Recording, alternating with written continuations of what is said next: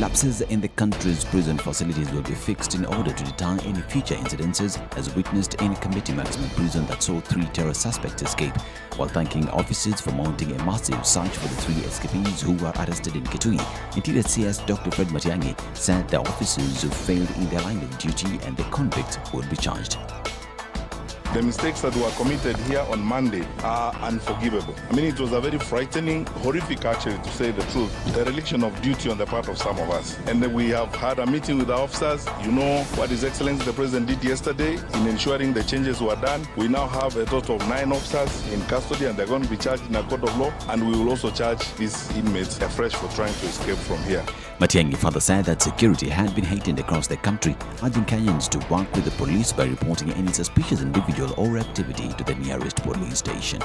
We are not out of the woods yet. I still need to caution our colleagues, our fellow Kenyans. We are in an unusual space because of what's happening around us. We have challenges. Please let us be very careful and let's be watchful. This is the time to maintain a lot of care in the things that we do. We have affected very far-reaching changes. We have changed the screening system to the airports. We have changed the screening system to the SGR. You are going to notice that. Fellow Kenyans, you may be inconvenienced, but we are not in a normal space at the moment. We have raised the level of alert. Let us all be very careful about what we do around here. IG Hilary Mutimbai, on the other hand, called on Kenyans to be vigilant, further giving details of exactly where the 3 were cornered by the police. The convicts were returned to the facility since their Monday night escape. Now, Kamiti prison boss Charles Mutembai and 5 other prison wardens at the facility will be detained until Monday next week.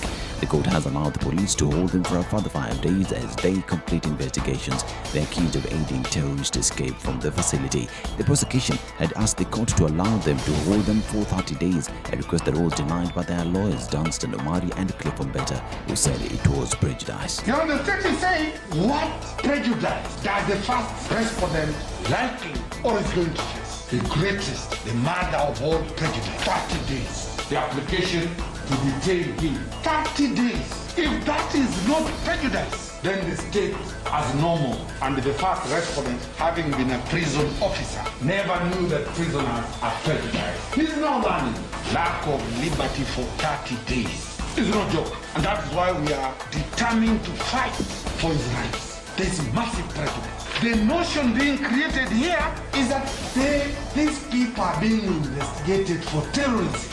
Now, even as the country continues to gather pieces about the escape of the 3 at the Kamiti maximum prison, Ruto's allies have turned guns on TDCS Fred Matiang'i and PS Karanja Kibisho. Led by Kiharu MP Ndindi Nyoro, they've called on President Uhuru Kenyatta to fire the secretaries instead of going for junior officers. The leaders say there's also need for the president to order for a thorough investigation into how the funds that are being set aside by Treasury for security functions in the nation are being utilized. They have exhibited ineptitude and incompetence. They are 2 gentlemen. One is called Karanja Kebisho. The other one is called Matiang'i. The fact that terrorists can do a prison break from Kamiti prison inaonyesha Matiang'i na Kebisho wameshindwa kazi. Mr. President, please don't go for the small people. Don't sacrifice junior officers. Go for the real problem in the security sector. Mr. President, we would want to tell you why we are having a problem. There is no money for security operations. There is no money for criminal intelligence. Tomatoes politics end as the country readies itself for the 2022 general elections and politicians positioning themselves for the contest. ODM leader Raila Odinga held his Azimio la Umoja Ladies Edition meeting where he promised women that he will increase the doctor-to-patient ratio to international standards. He said these will address health issues in the country that made it impossible for Kenyans to enjoy proper healthcare services. We need more doctors. Secondly, we need to equitably distribute these doctors across the whole country. And then we also want to upgrade the facilities in our country. So we want to see that we start by having at least a level 5 hospital in each and every sub-county in our country. And ensure that they are properly staffed with medical doctors and nurses, that those are also properly remunerated, so there is morale to be able to offer services to people. And we've also said we don't want somebody to be working for the government and also having a private practice. Work full-time, or go into private practice full-time. On agriculture, he said he will reduce the cost of fertilizer as well as come up with mechanisms that would create a market for the local farmer. He also said that the fires that raised down markets like Muthui and Yakoba were due to greedy individuals, further giving an assurance that his government would deal with such individuals in accordance with the law. This is Newswire. I'm Dennis Aseto.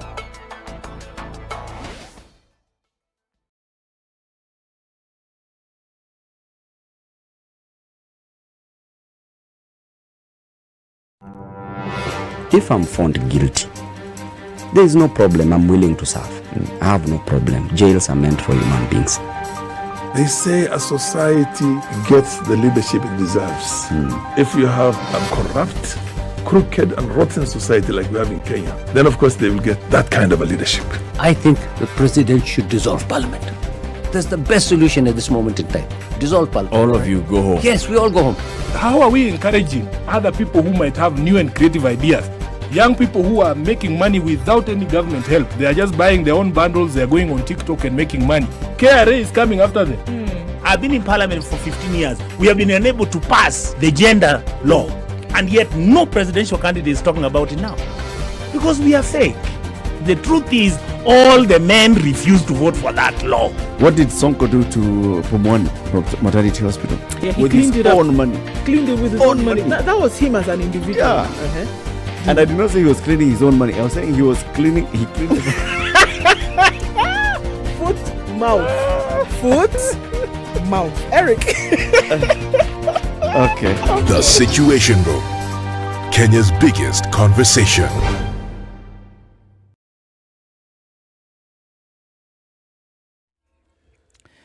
Jabo, welcome to Friday. So how are the roads looking like this lovely Friday morning? It's still early, so you don't expect much traffic to be happening. But then, yes, Mlolongo, as people are coming towards town, there is something. And then at the SGR area, there's also something. And then at Imara Daima, heading towards town, there's something. After that, it's moving smoothly.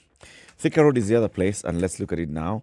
It's still so clear. Only some slight issue there at the Utalii Drift. That's the only area. Bakadara is starting to build up at the bumps. Otherwise, Jogoo Road is good. Uhuru Highway is good. Westlands to town is looking good. Let's see how this will be looking like in about half an hour. But if there's any incident that happens on the road and you'd like us to alert other road users, please tweet us SpiceFM KE. Are you ready? Okay. Spice FM.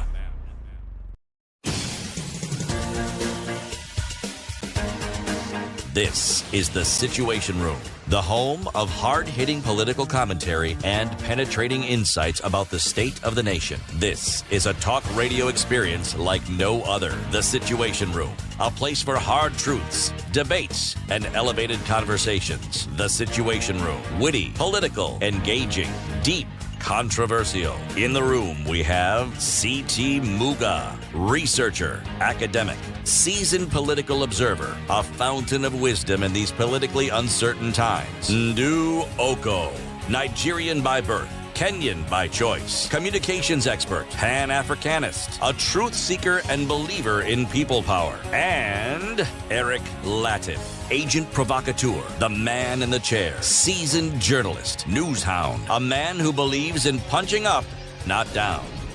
This is The Situation Room, the only way to start your day. That song again, CT, is Friday. There was that song, apart from the word Friday, I have absolutely no idea what the rest of the words are. It's Friday, then I have no idea. Sunday, oh, it's Friday, yeah. That one. And Saturday, Sunday. Then someone wants to tell me that song is sung in the English language. And I would beg to differ because it's a language that is close to the English language, but it isn't. So some slight variant of yes, it's a little more than a dialect because I think very many people speak it, but it is a distinct language on its own because those who speak it understand it very well. Yeah. Yes.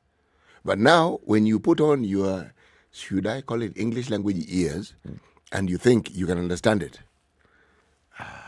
but the song is nice, beat mzuri, so at least so long as I've gotten one word, Friday, the rest is okay. Bas. Even if I haven't gotten them, ni sawa. Welcome to Kenya's biggest conversation, everybody. We're here for this Friday. Eric Latiff and CT Muga. How are you? I'm actually very well, thank you. Yeah. Yes. I don't know what it is about. You know, Wednesdays and Thursdays, sometimes one finds energy levels just going down. Yeah.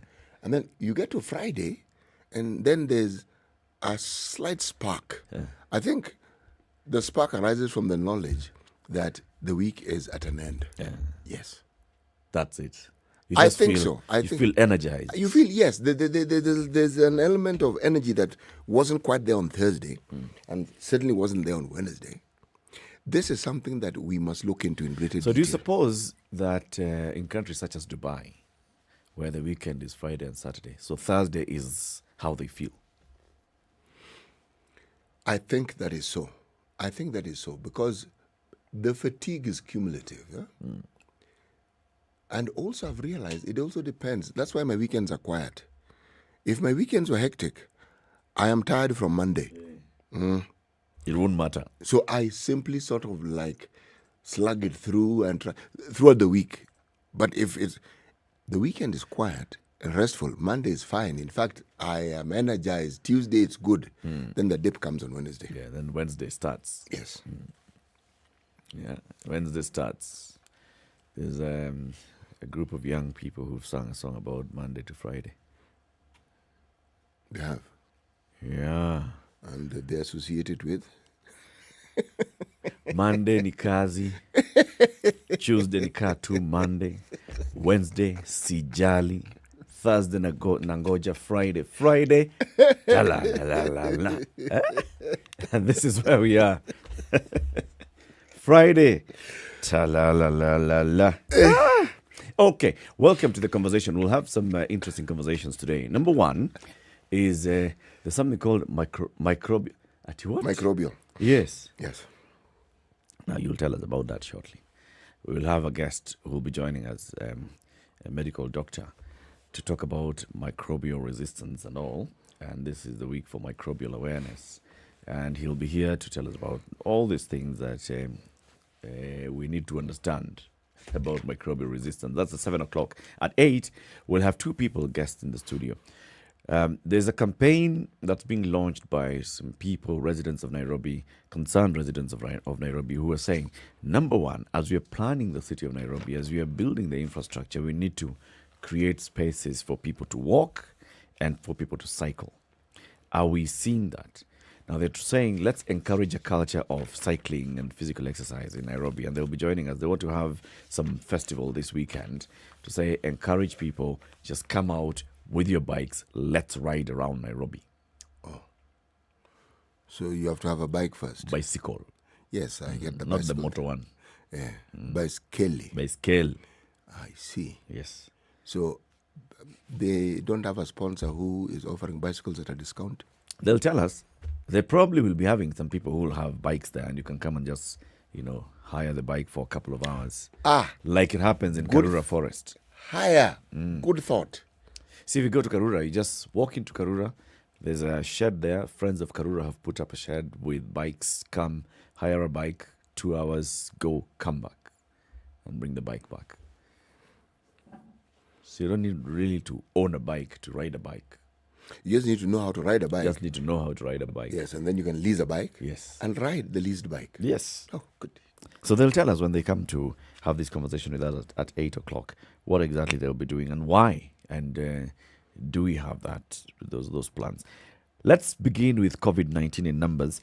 So, according to the Ministry of Health, statements of yesterday, as of November 17th, 2021, some 6.2 million vaccines have so far been administered across the country.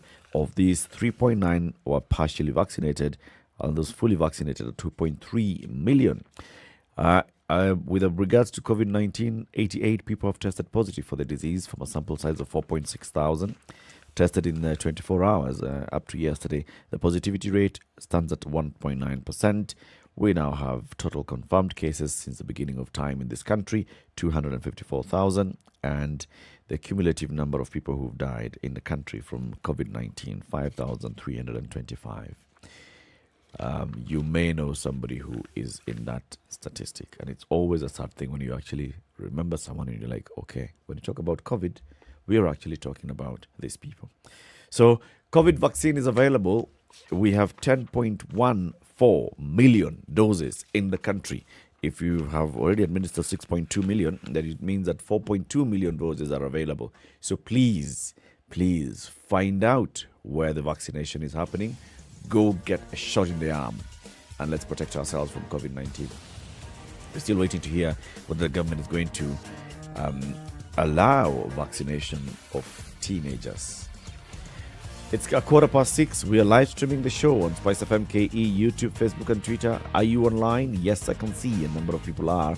If you are, say hello to us from wherever you are, whether you're in the country, whichever part of the country you're in, Africa, East Africa, or anywhere in the world. We'd love to know who's online. Good morning. This is the Situation Room, the only way to start your day. Spice up your life. 24/7, around the world, non-stop. This is Spice FM.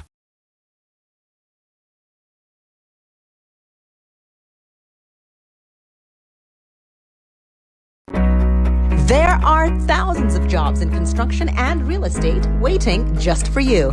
Listen to Double O Direct from 10 a.m. this Saturday on 94.4 Spice FM. Streaming live on standardmedia.co.ke. Jobs in construction and real estate. A special Double O Direct with me, Olivia Otieno. Brought to you by Mabati Rolling Mills. MRM, 60 years of quality building solutions. Ukiweka, umeweka.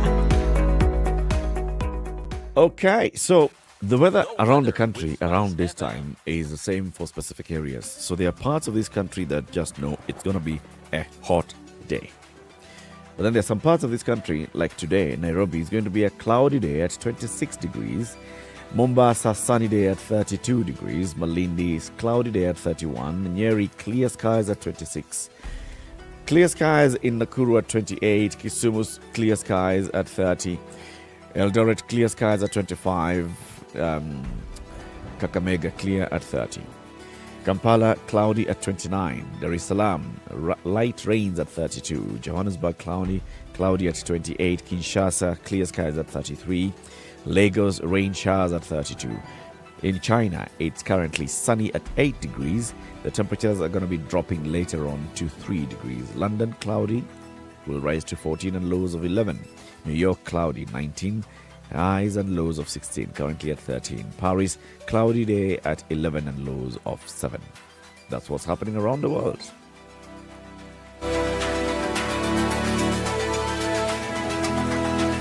Classic soul, R&B, smooth jazz, neo soul, and nostalgic ballads. Make some noise. Yeah. You're listening to Spice FM.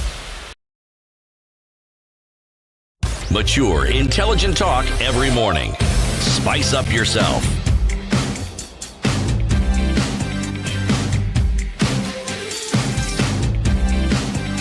Mornings. Good morning. How are you doing? 94.4 Spice FM. Edwin Washira says, good morning, Eric and CT. I hope Nduoko is feeling much better. Yes, she is. I'm tuned in from Nairobi. This Kamiti drama looks too funny to believe.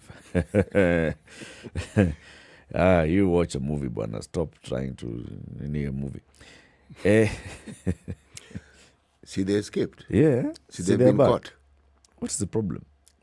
I mean, how else did you want the movie to end? So you can create your own ending to the movie. It's okay. You know, the Kenyan security forces, as you've heard us say on many occasions here, are not just top-notch. They know what to do and how to do it, and they can do it very well. Very, very well. That is why you hear me repeatedly talking about this issue in like Kipia, Samburu, and now Marsabit. Yes. Because it puzzles me. Knowing how good they are at what they do. Yes. You wonder, but what seems to be the issue here? Because their ability is not in doubt. Yes. Capacity is not in doubt. Our security forces. Don't joke. They are very good. Blockbuster movies, I'm telling you. No, don't joke. Blockbuster movies. In fact, this one is going to win awards. What are they called? Academy Awards? Yeah. This one. Yeah. It's there. So, Edwin, yes. Good morning here at Komarok. I'm locked as usual till the end. That's Abdikadir Hassan. Venik Wara says Utawala is tuned in. Karen Mumba, good morning. A happy holiday. Furahiday, everybody tuned in from Ndola. Enrique Agwanda enjoying leave mpaka after the 2022 World Cup. Hey, Merry Christmas. That's Taita Taveta is tuned, says TTT. Robert Bogo, good morning, tuned in from Kwale. Jambo Jambo, Billy Kosgei, Vincent Ogutu is also Ndani. Paul Taia, Narok East is tuned in. Sanlingashe Stan, greetings from Juja Farm, Kilimambogo View. Eric, I hope you got the photo. Yes, we saw that photo. Hey, lovely. Every morning you should actually be taking a photo of the view from Kilimambogo so we can see what you're talking about. Wishing all the gentlemen a happy International Men's Day. Huh? When is that? I have no idea. Seems to suggest it's today. Today is Friday. Happy International Men's Day. Well, if it is so, then happy International Men's. I don't know anything about it, really. But maybe it is. If it is, then it is. So Lowere says, hello, my Mohines. I only know it's men in there. I'm posting this to show off my badge. Mam Abi, good morning, listening from Umoja. Peter Kimani is present. Daktari Nyabuto Ochoki is also present. Daniel Jamhuri present sana from Kahawa West. Vincent Agutu listening. Abel Kabinga listening in from Kapkagaron, Nandi Hills. Bewa Macha is well tuned in Macha. And Pascal Kwena says, as an Arsenal fan, he's loading. The weekend is loading. Yes. Donald NM City says, Donald, hamjambo wazee wa busara. Hatujambo? Wazee wa busara. Busara. Wajua busara karibu nilikuwa nataka kuuliza, ni sawa sisi ni wazee lakini busara. Mambo haya busara ametoka wapi? Welcome to this Situation Room, everybody. We are glad that you're tuned in. City, today's proverb? Indeed. Final Swahili Day. It is not Final Swahili Day. For this week. No. It is just that the proverbs that I lined up for the week, the Kiswahili proverbs, and everything that goes with what I mentioned come to an end today. Okay. Yes, but you cannot say that the Swahili proverbs have come to an end. Asiye karibu na mto, ndiyo alalae kiu. Asiye karibu na mto ndiye alalae kiu. English. The one who is not near a river sleeps thirsty. It is the one who sleeps far away from a river. Yeah. Meaning not near a river. Yeah. Who will sleep. Sleep thirsty. Yes. Direct translation. Okay. Let's look at the papers. Remember, the Standard D paper for 20 shillings daily. Get premium content on standardmedia.co.ke. Asiye karibu na mto, ndiye alalae na kiu. These three guys will say, hapo ni ukweli kabisa. Because the headline in the papers today is back to committee after 96 hours of high drama. That's the Standard. The Nation says how the wanted trio blew their cover. All was going according to script for the terror convicts until hunger, thirst, and loss of direction forced them to interact with local residents, and that became the end of their escape as they were soon back on familiar ground. Kamiti. Now, let me just read the story, then we can talk about what this whole drama is all about. Yes. So the story in The Nation, which has been given additional reporting by Mary Wemboi, is written by Kitavi Mutua. He says, hunger, thirst, and loss of direction in a Kitui wilderness forced 3 terror convicts who escaped from Kamiti Maximum Prison to blow their cover. The Nation can reveal.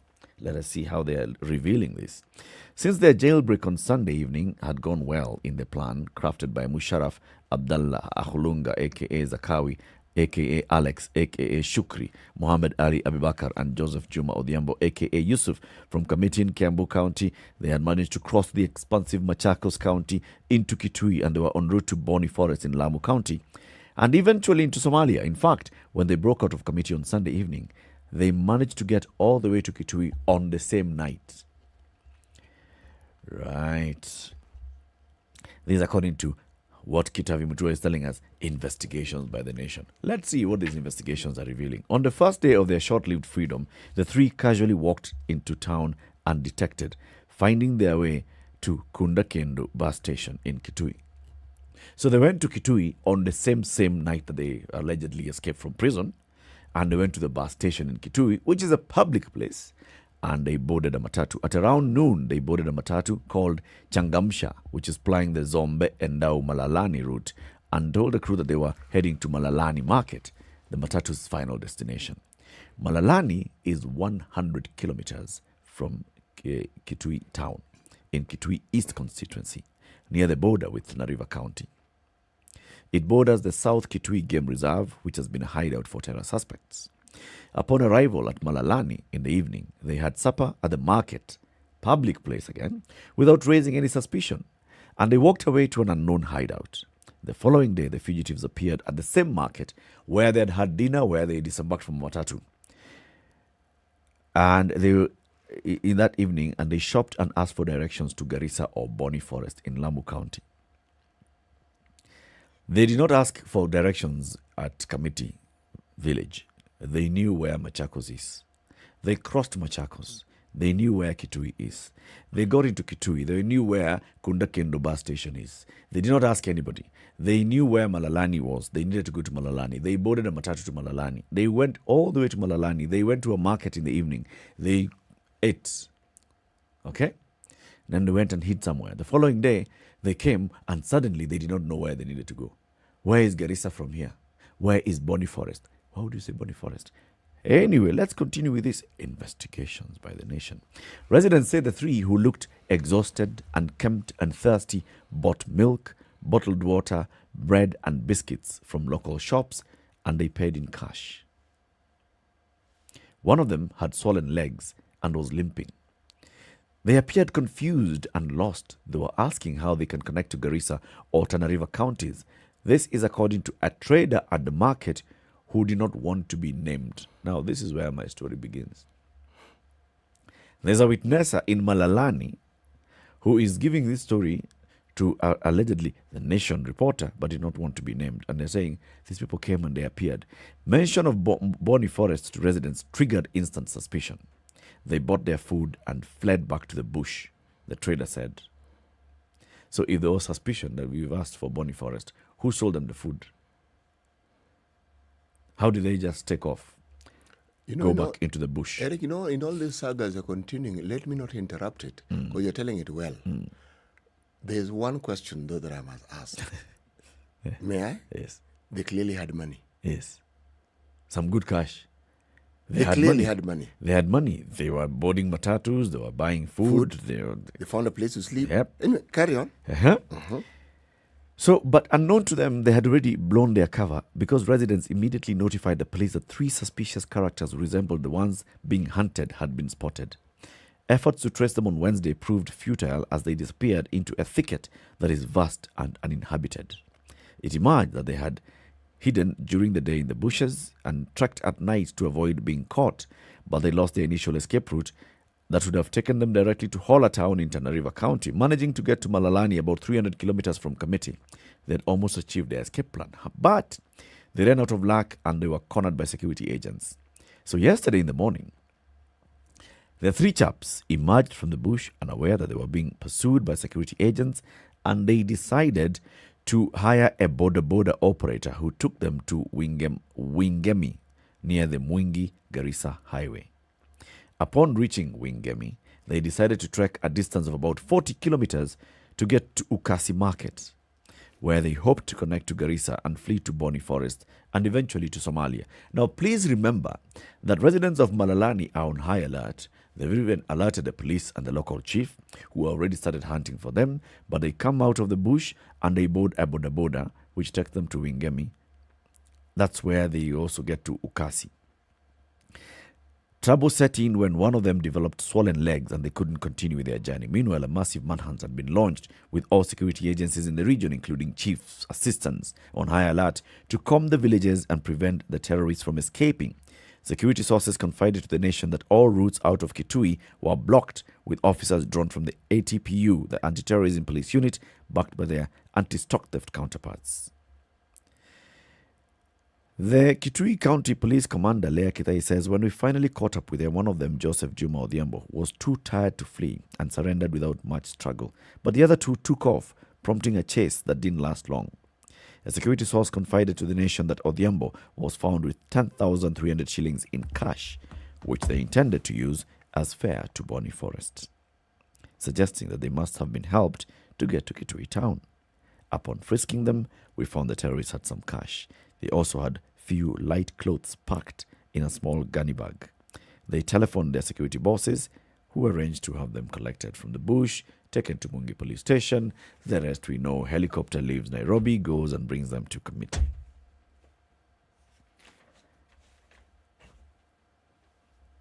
You have 10,000 shillings and you seem to be doddering around the same place day in, day out. Same place. Mm-hmm. And these are supposedly seasoned terrorists who are seeking to escape. Why are you still being found in the same area that you've been in? They're terrorists. They don't think ahead. No. No. You don't need to be a terrorist to know that you want to create as much distance as you possibly can with the place that you escape from. Especially if they crossed the entire Machakos and got to Kitui town. Kitui is not around the corner. Within the night. Yes. If they escaped on Sunday night, they were in Kitui at 10 a.m. Monday, boarding a matatu to Malalani. What was stopping them from continuing? They got to Malalani in the evening. Yes. They had dinner. Now, we are told that they used to travel at night and not during the day. But this time they get to Malalani, they sleep. The following morning they come. They are buying milk and soda, whatever they were buying. It's like they had arrived. Yes. And then they go back to the bush. And then they come and take a boda to take them somewhere else.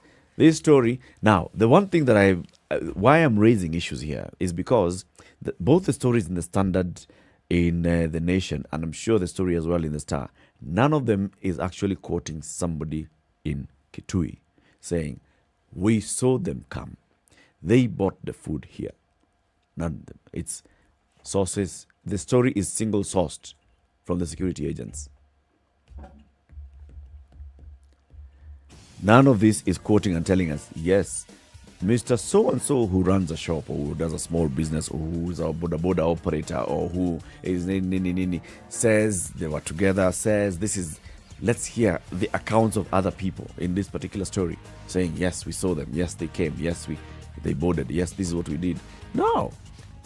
Until I see such kind of stories and I see that they are verifiable, so I'm still saying this is high drama. Very high drama. 27 minutes to 7, Kenya's biggest conversation. Let's take a break, take a look at the traffic, and then we'll look at other stories in the papers. This is the Situation Room, the only way to start your day. Spice up 24/7, around the world, non-stop. This is Spice FM. Follow your dreams to the land of the rising sun with a host of academic opportunities to pursue your undergraduate and postgraduate studies in Japan's leading universities. Visit www.studyinjapan-africa.com to find out how you can enroll to the program. This is something people need to understand. Your money, my money, equals our money. We cannot have your money is our money and my money is my money. The only way to live your best life is to create a balance between work, love, and play. The Adults in the Room is the only show on radio dedicated to educating Kenyans on how they can stay winning in life and in love. Text the word adult to 22840 to get the latest clips from Adults in the Room directly to your mobile phone. SMS adults to 22840. Okay, so what's happening on the roads? Let's see. So far, what we know is what we can see. And what we can see is that Mombasa Road is busy at South Sea as usual. It's busy at Imara Daima as usual. It's moving in Mlolongo and at the Syokimau SGR terminus. It's moving. Outer Ring Road around Feather Estate as usual, at this time of the day, it's busy. There's, of course, the matatus and what they do. Langata Road is still very, very clear. So if you're heading to town using Langata Road, you are good to go. Raila Odinga Way is good. Ngong Road is good. Kiambu Road is clear up to Muthaiga, where you join Thika Superhighway, which is building up as you approach the Pangani interchange. And then Muranga Road and Wangari Maathai Road, very, very good.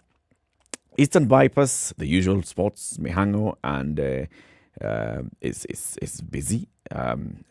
Westlands coming to town is good. Uhuru Highway right now is very good. Let us see how it'll be looking like at about 7 a.m. SpiceFM KE is our Twitter handle and 40127 our SMS number. Classic soul, R&B, smooth jazz, neo soul, and nostalgic ballads. Make some noise. Yeah. You're listening to Spice FM. Spice FM, Malindi.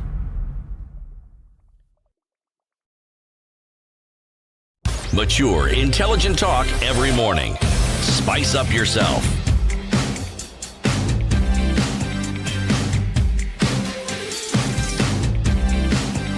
Mornings done right. I am actually looking at the star, and I wasn't. What I was looking at as I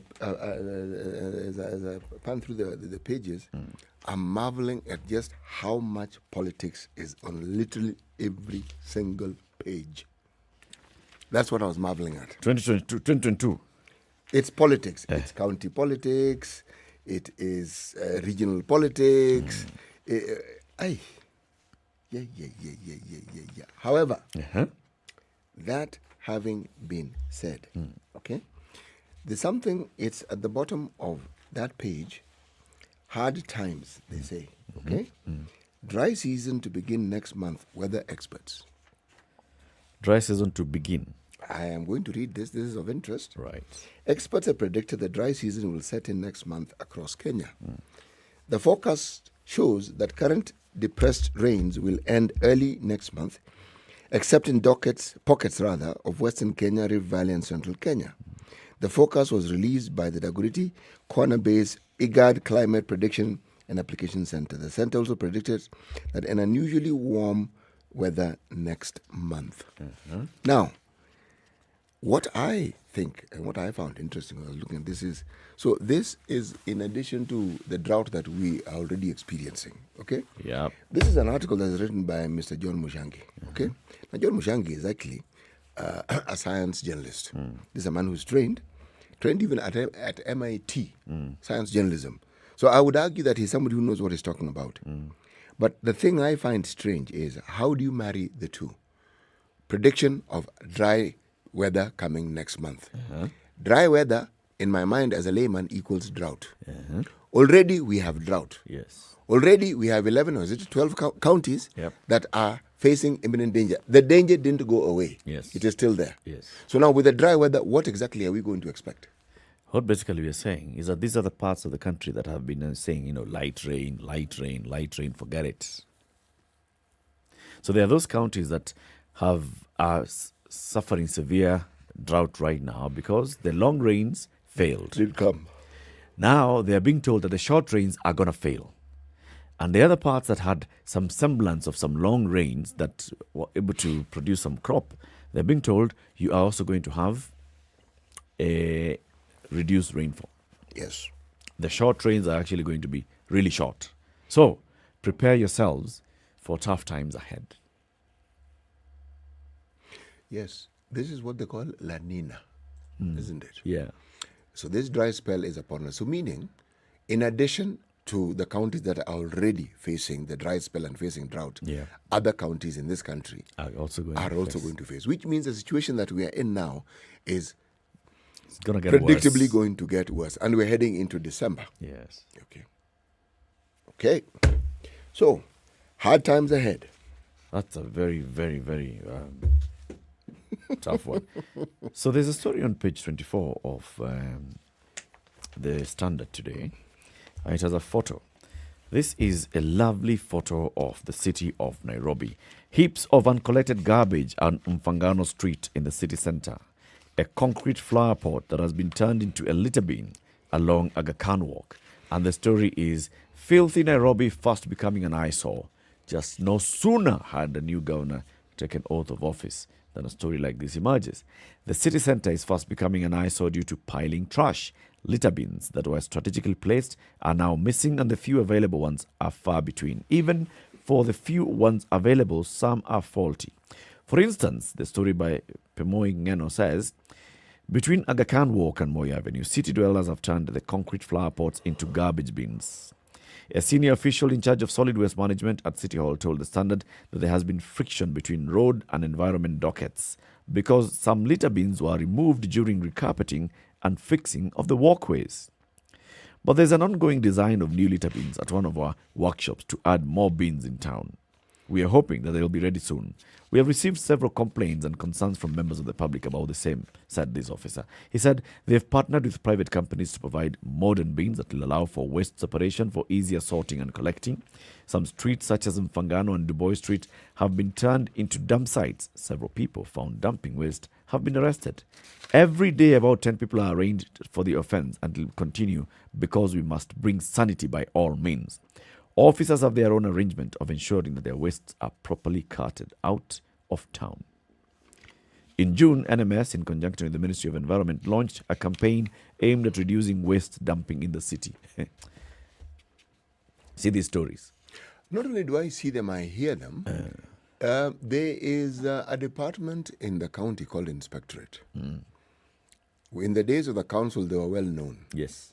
What they were well known for is arresting hawkers. Yes, that's what they were well known for. They are still well known for arresting For the hawkers. same, yes. Now, where are they when people are littering? Because this littering, it's not as though you wake up and the next day it is littered. No. People find a spot and they consider it to be a spot for dumping things. Yes. I thought part of their job was to ensure that people don't break the law. That really is what it is, isn't it? And what is being reported here are people persistently and consistently breaking the law. However, full stop there. No, comma. Where are they supposed to take the litter? Yes. That's my big question. Where? I'd say do not arrest anybody. Anybody. If you are going to Mfangano Street and there is no garbage collection point because it was removed or because we were recarpeting the road and another one has not been brought, another one is now being designed at the workshop, it will come. In the meantime, there's nowhere to dump your garbage. But as long as you're alive, you are producing garbage waste every day. As long as you're a living human being, you are producing waste. And the city fathers and NMS know this. Now, if they haven't come up with a plan of where people can take their garbage, what do they expect? That is number one, though. Number two, what are they doing about collecting this garbage anyway? So yes, offices have their own arrangement of ensuring that their wastes are properly carted out of town. What arrangements are these? Offices have arrangements. Which arrangements? See, the arrangements for collecting. This one I will never tire to tell the City Hall and NMS, this is crap. Don't come and tell me anything about garbage and you don't dump your garbage. Where do you want me to take it? It's your job. And it doesn't matter how many bylaws you've gone there and twisted to say that I am responsible for my garbage. That story I'm not buying. There are no garbage collection points in town. There are no garbage collection points. That's the first start. If there was somewhere where I could take my garbage and then now come arrest the person and say, here is a place you should be taking your garbage. Why are you taking it 200 meters away? That we can have a conversation. If there's nowhere to take the garbage, where do you want them to take the garbage? You know. And when you ask them, they're saying, we have received complaints and concerns from members of the public about the same. We are doing some design work in the workshop. You're designing what? Garbage, bins. You recall when we asked this question, one of the things we were told was that, one of the things we found was that when you have these repositories and they're made of metal, people will steal them. Yes. Look. You same Nairobi residents are going to steal them when you... What? How many people deal in scrap metal in this country? You would find it's probably the same people who are supposed to enforce the law who actually know. An ordinary, regular citizen of this country, that huge metal box, how would you know even how to lift that thing and where would you take it? Yeah. Huh? It's a massive contraption. How would you go about it? And that's now the job of you see that inspectorate, right? And the environment department. Yes. That's the job that they should be doing. To use your intelligence, you have security department in City Hall. Find out who these people are and arrest them. My friend, modern day technology has ensured that you have CCTVs, you have surveillance cameras. You cannot say that you lack the ability to have a security apparatus that ensures that you are clear. No. And the fact that you can say that one department decided they were going to recarpet the roads and they went and removed the bins and did not put them back. And the other department that's supposed to be dealing with the bins was like, we mnatoa bins zetu. Singoja tumalize barabara. Tells you the attitude at City Hall. Takataka is not their business. Actually, that anything to do with the efficient running of the city is not their business. Yeah. Yes. They have other competing interests and businesses, but it isn't that. Because every time you ask a question, the response is a complaint. And it'll be convoluted and it'll head in your direction as a resident of Nairobi, and you'll be told, it is you residents of Nairobi. And you think and say, okay, yes, I'm a resident. So what exactly are we talking about? This garbage collection is something you should manage. People already do that in the estates they live in. Yes. They pay for that garbage collection. It isn't the county government that does it. So now, what else do you want them to do? Create their own dump sites? Even that fact that we pay some security company to come and collect garbage. Yes. I have an issue with. As do I. And then, because those garbage companies are all licensed by City Hall. Oh, they are. Do you see the kind of trucks that they come with? Brother. The oldest truck on the road would be a garbage truck. I think you need to describe it more adequately. First of all, forget the age notwithstanding, it's moving. That thing is dirtier than dirt. And you often wonder, if you happen to live in a place with a slight incline, you fear. Yep. Because that thing can land on you at any moment. If you are stuck in traffic and there's a garbage truck nearby, you don't even know. You cannot lower your windows because now you're opening. You cannot raise it. You can't. You're just stuck there in that filth. And yet, other parts of the world, proper garbage trucks are the ones you'll find on the road. Yes, you do. You know the one that picks takataka and then it compresses it inside. Yes, and you don't even see it. And you don't see the takataka. When you ask the city fathers, why don't you license that? We're trying to encourage young people to get into the business. We're supporting young people, the youth. Who told you the youth cannot afford to buy those trucks? Why can't they be organized so that they're the ones who manage those trucks? Yes. Is it not the same story we heard about public transportation? Same, isn't it? And we know who runs this takataka business in this city. Yes, we do. So when it comes to garbage issues, by the way, my nostrils flare. It's 12 minutes to 7. Let's take a break.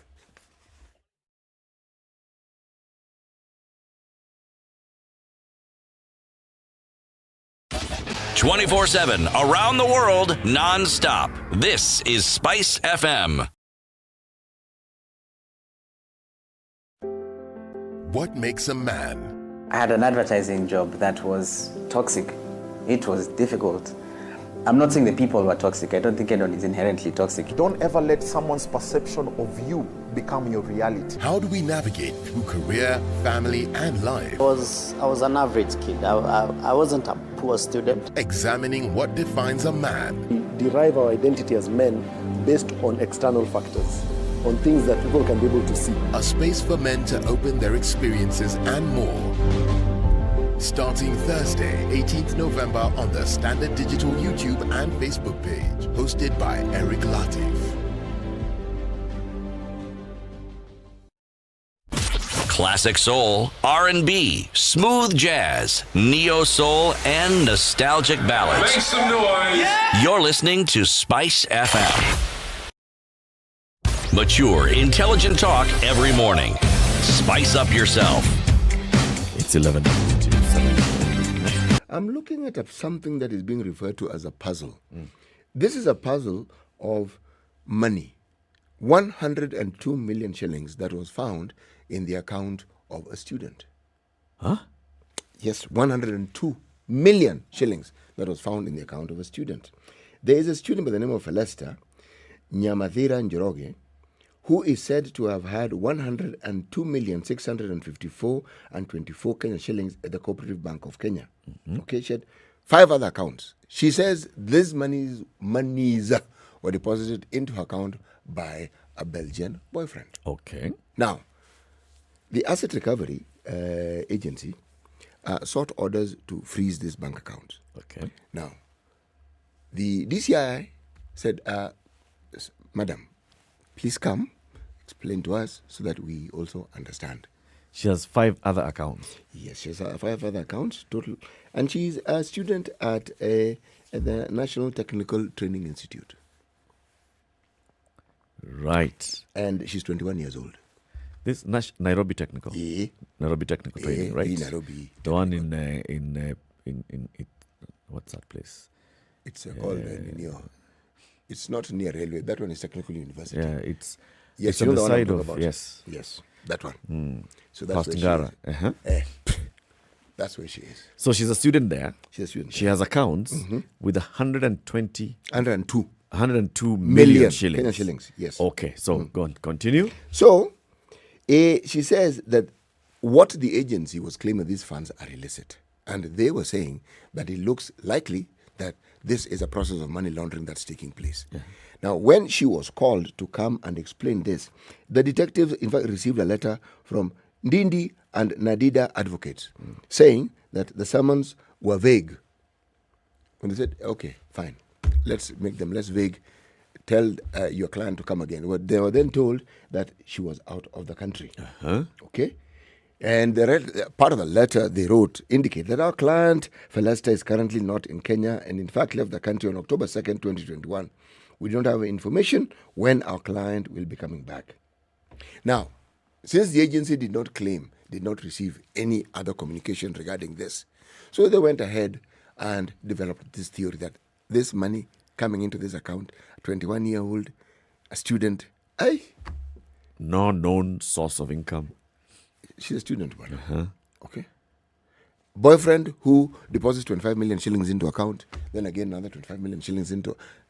And boyfriend is outside the country. Yes, and he's as a gift. Said that story is not making sense. So they've gone to court and they've applied to freeze the accounts. Yes. And they're saying unless this court grants the order sought, the economic advantage derived from a commission of crimes will continue to benefit a few to the disadvantage of the general public interest. State Counsel S. Githinji in an affidavit dated November 16 says it is in the interest of justice that the order to freeze Felesta's account be granted. It hasn't been granted yet. That was the application they were making. Yeah, 16th of November. So the first time DCI asks her to come, her lawyer says, you can't just summon me like that. It's the lawyers who actually now respond. You can't just call us and kuja. No. You have to call us formally. Okay, so let's call you formally. By the time they're calling her formally, she's traveled. See, there's nothing that told me to stop my plan. So she had traveled already. It's interesting. This one is an interesting one. 100 million shillings in an account held by a 21-year-old. Yes. And is there any other background story that we have about this particular girl? Yes, Who's this boyfriend? The boyfriend is called Demark, okay? Yeah. And he also indicated these were funds that he was channeling through her for development projects. However, according to an affidavit, he said that he admits that the donee has full and absolute legal is the absolute and legal owner of the gifted money and hopes that she'll build a financial security for herself and our future children. Right. Okay? So he's investing for that. And she's free to use the gifted amount as per her own will. That's what the affidavit read. Guy says, I met a beautiful Kenyan girl. Fell in love. Kabisa. I decided, okay, I'm going to have a future with this girl. So I started just, sending fare. fare of 25 million shillings into her account. 25 million and then another 25 million shillings for saloon, for groceries. Pesa saloon, 25 million shillings. Yes, baby, you want to do your nails this weekend? 25 million shillings. Yes. Oh, you want to take your friends out? Take your friends out. It's your 26 birthday. million. 26 million shillings. Like that. And hopefully, as you use this money, don't use everything. Eh? You can live future children, for future development. Because when I come, I know we shall have a future together. Mm-hmm. That's a forward-thinking man. It is a forward-thinking man. However, that what the DCI wanted was just an explanation from this person in whose account the money was. Yeah. But they have never gotten to the point of talking to her. It's instead her lawyers.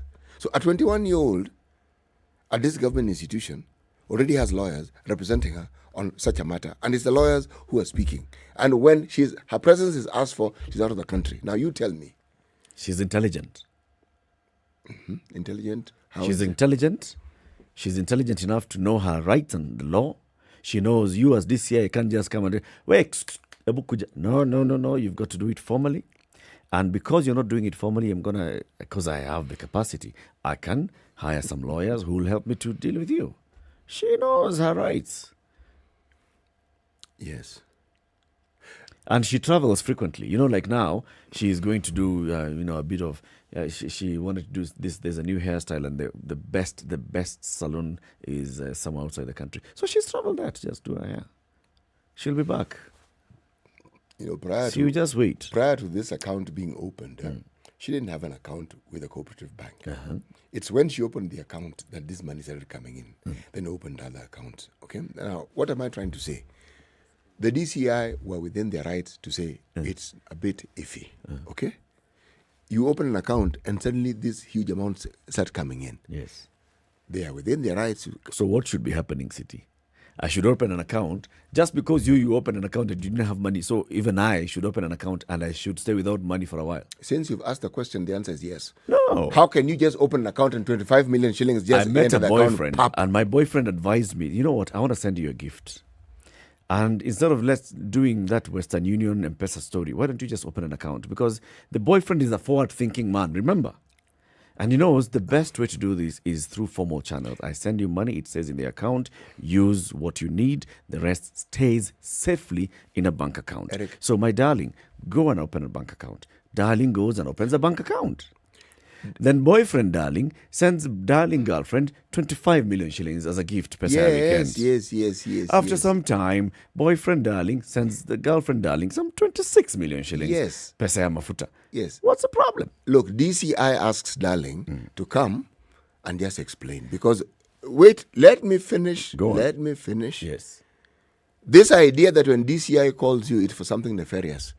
They may even tell you, what you do, come with the following documents are what we would like you to come with so that it'll help with this thing. Yes. But if the person doesn't come, the summons are responded to by the lawyer saying this thing is vague, okay?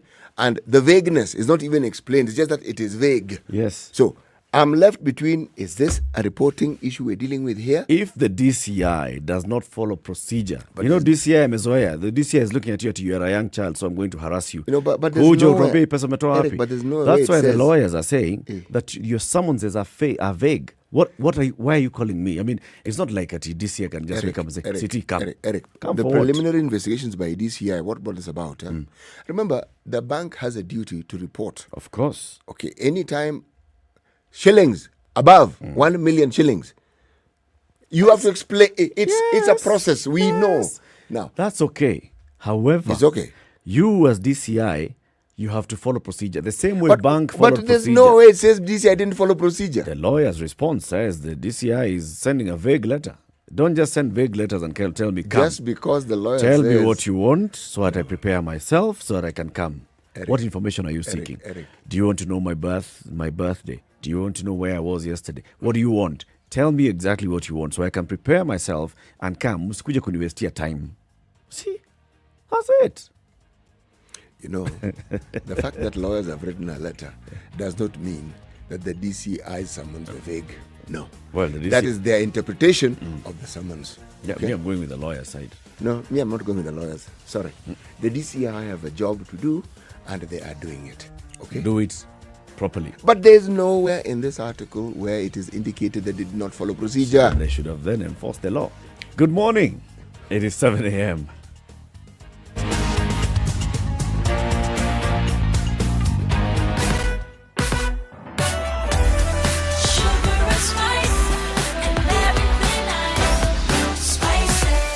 Spice up your life. The latest news from around the world. 94.4 Spice FM. This is Nito Dennis Saturday. STI boss Drought has been sentenced to 4 months imprisonment for failing to obey a court order requiring him to release firearms belonging to businessman Jimmy Wanjigi. Kinoti is required to surrender to prison within 7 days, failure to which the Inspector General of Police should effect a warrant of arrest against him. High Court Judge Anthony Mrima had in January 2019 directed the TCI, IG and the DPP to return all firearms and ammunition taken from Wanjigi's residence in 2017.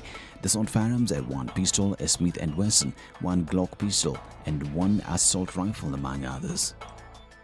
In the event Mr. George Mengi cannot fail to avail himself as ordered above, a warrant of arrest will be issued against him. The warrant of arrest shall be forthwith executed by the Inspector General of Police. In the further event that the Inspector General of Police fails to execute the warrant of arrest, the same shall remain valid and be executed at any time, including when Mr. George Mengi Kinoti leaves the office of the Director of Criminal Investigations. Those are the orders of this court. Wanjigi has welcomed the move, saying it's time that leaders obeyed court orders. Now, the judiciary has found itself in a delicate balance as to whether it can be trusted in tackling corruption or not. President Uhuru Kenyatta has told the department that he is ready to be held accountable for corruption allegations against him. In a statement read on his behalf by the Attorney General during the launch of the 2021 Court Performance Report, the President raised questions about transparency, especially after judges were implicated in corruption scandals. It has been observed that perhaps judicial officers are preaching water but drinking wine, demanding of others standards that they are not willing to apply to themselves. Courts should not use court orders to insulate themselves from accountability. That, Madam Chief Justice, is not democracy. That is judicial authoritarianism. The president's statement comes after a video released by former Nairobi Governor Mike Sonko was circulated online, where Judge Said Chitembe allegedly used his alleged brother, Amana Said, to discuss a case in court.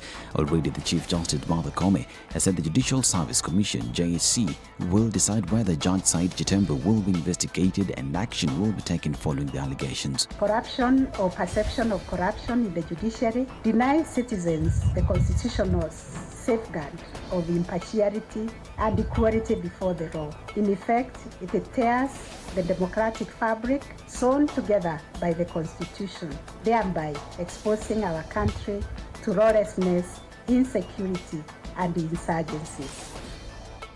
Judge Chitembe, however, defended himself against the allegation, saying the video by Sonko was aimed at tarnishing his reputation. The CJ states that she is aware of the video that has been leaked online, adding that she'll meet with the Judicial Service Commission and give the next course of action.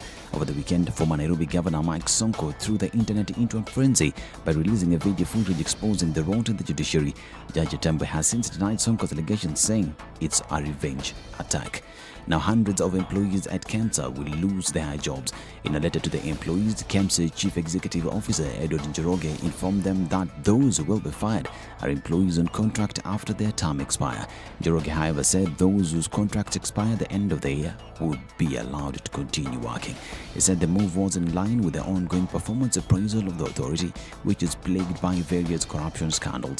It will be remembered that more than 900 employees were removed from the KEMSA system despite being informed that they had to work at home for 30 days as the authority dealt with the operational challenges. The move sparked controversy as some leaders threatened to go to court to protest the dismissal of the employees, while no action was taken against senior officials directly involved in the corruption scandals that rocked the institution. Now, 73.4 million shillings graft case against Migori Governor Okoh, his 4 children and 13 others was adjourned to February next year after one of the suspects gave birth. Anti-Corruption Chief Magistrate Lawrence Mugambi was told that the suspect Caroline Anyango had given birth and was unable to attend court. Mugambi had excused the mother of the newborn last month when she developed labor pains during court proceedings. Now, NARC Kenya party leader Martha Karua, who is also the Mount Kenya Unity Forum spokesperson, comprising of Moses Kuria, William Kabongo, Mwangi Kiunjuri and Speaker Justin Muthui, has launched a campaign to bring the leaders together ahead of the next general election. Speaking in Nyeri County during a meeting with some candidates vying for various positions, Karua urged Mount Kenya residents to elect leaders who will care for them.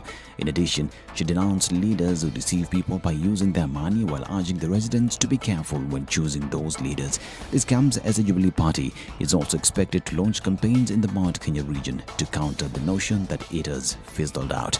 This is Newswire. I'm Dennis Aseto.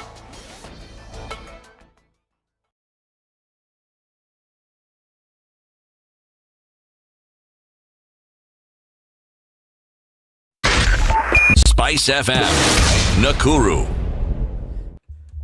All right, so at 5 minutes after 7, this is how the roads are looking like. So if you're heading towards town, because many people at this time of the day are usually heading towards town, and you're on Langata Road, the traffic starts at the southern bypass heading towards T-Mall.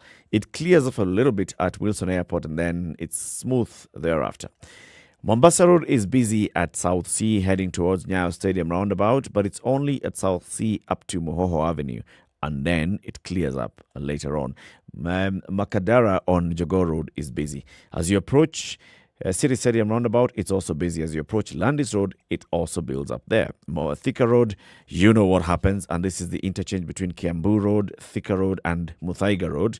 Something should be done about this section, because this is where always the traffic is. Thika Road, Murang'a Road, Kiambu Road, all merging together at Pangani. Issues every morning. So the issues still persist. But Murang'a Road is clear. Wangari Maathai Road is clear. And heading into towards town from Westlands is also clear until you get into the usual snarl-ups, and this is the roundabouts on Uhuru Highway. Mombasa Road, other parts of Mombasa Road are also looking good. Let's see how it'll be looking like in about half an hour. Good morning.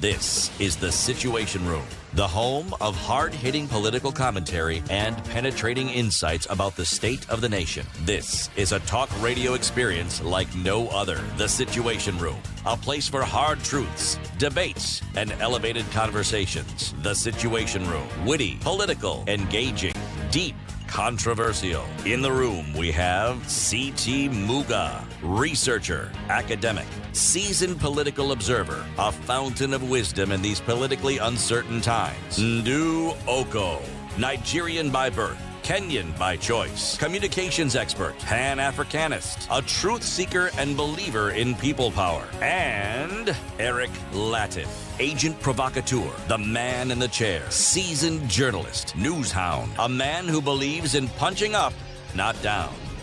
This is the Situation It's 8 Room. minutes after 7. A very good morning to you, and thank you very much for joining us on SpiceFM this morning. If you are just tuning in, karibu sana. If you've been with us since 6 o'clock, welcome and continue to tune into the show. We're here until 10 a.m. C.T. Muga always has the day's proverb. Yes, asiye karibu na mto ndiye alalaye kiu. Asiye karibu na mto ndiye alalaye kiu.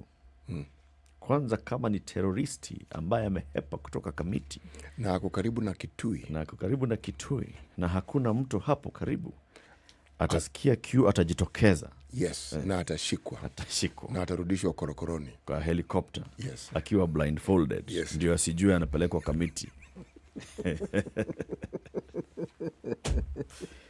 Hey, drama of this world. So just say it in English again for those who may not understand the Swahili language. One directly translated, yes. One who isn't near a river sleeps thirsty. Really directly translated. One who isn't near rivers sleeps thirsty. Mm-hmm. Okay. So if you want to sleep thirsty, sleep far from the river. Bas, guarantee. If you sleep near a river, thirst hakuna. You don't even need to drink from the river. The water comes to you. You'll be fine. Let's talk about antibiotics. The World Antimicrobial Awareness Week Chingoja is marked every third week of November globally. providing an opportunity to reflect on the journey in antibiotic usage, the gains and losses occasioned by rising antimicrobial resistance. And this is why we are going to have this conversation this morning as well, because we are trying to create that awareness about that. And joining us in the studio is somebody who is very well versed on these particular matters. He's a medical advisor in anti-infectives and urology at GlaxoSmithKline, GSK, Dr. Hiram Mwangi. Dr. Mwangi, welcome. Morning, Eric. Morning, Muga. Thanks for having me. It's good to have you on the show. Yeah. We call this the hot seat, so welcome to the hot seat. Let's you. see whether you can resist it, as you're talking about resistance this morning. I will do it justice. Okay. Yeah. Let's start with just awareness and definitions. Yes. What are antimicrobials and what are microbials? What are microbials? Okay, so in general terms, antimicrobials, or should we start with the microbials? Yes. Are the infective organisms that we have in our environment. That includes bacteria, viruses, fungi, etc. And antibiotics are the agents that have been created, chemical agents that are there to help us fight off these infections when they affect us. And by us, I mean both humans and animals. And that's an important point because we'll see the application of these molecules across the board. Okay. Yes. So that is, so what it then is antimicrobial? Resistance.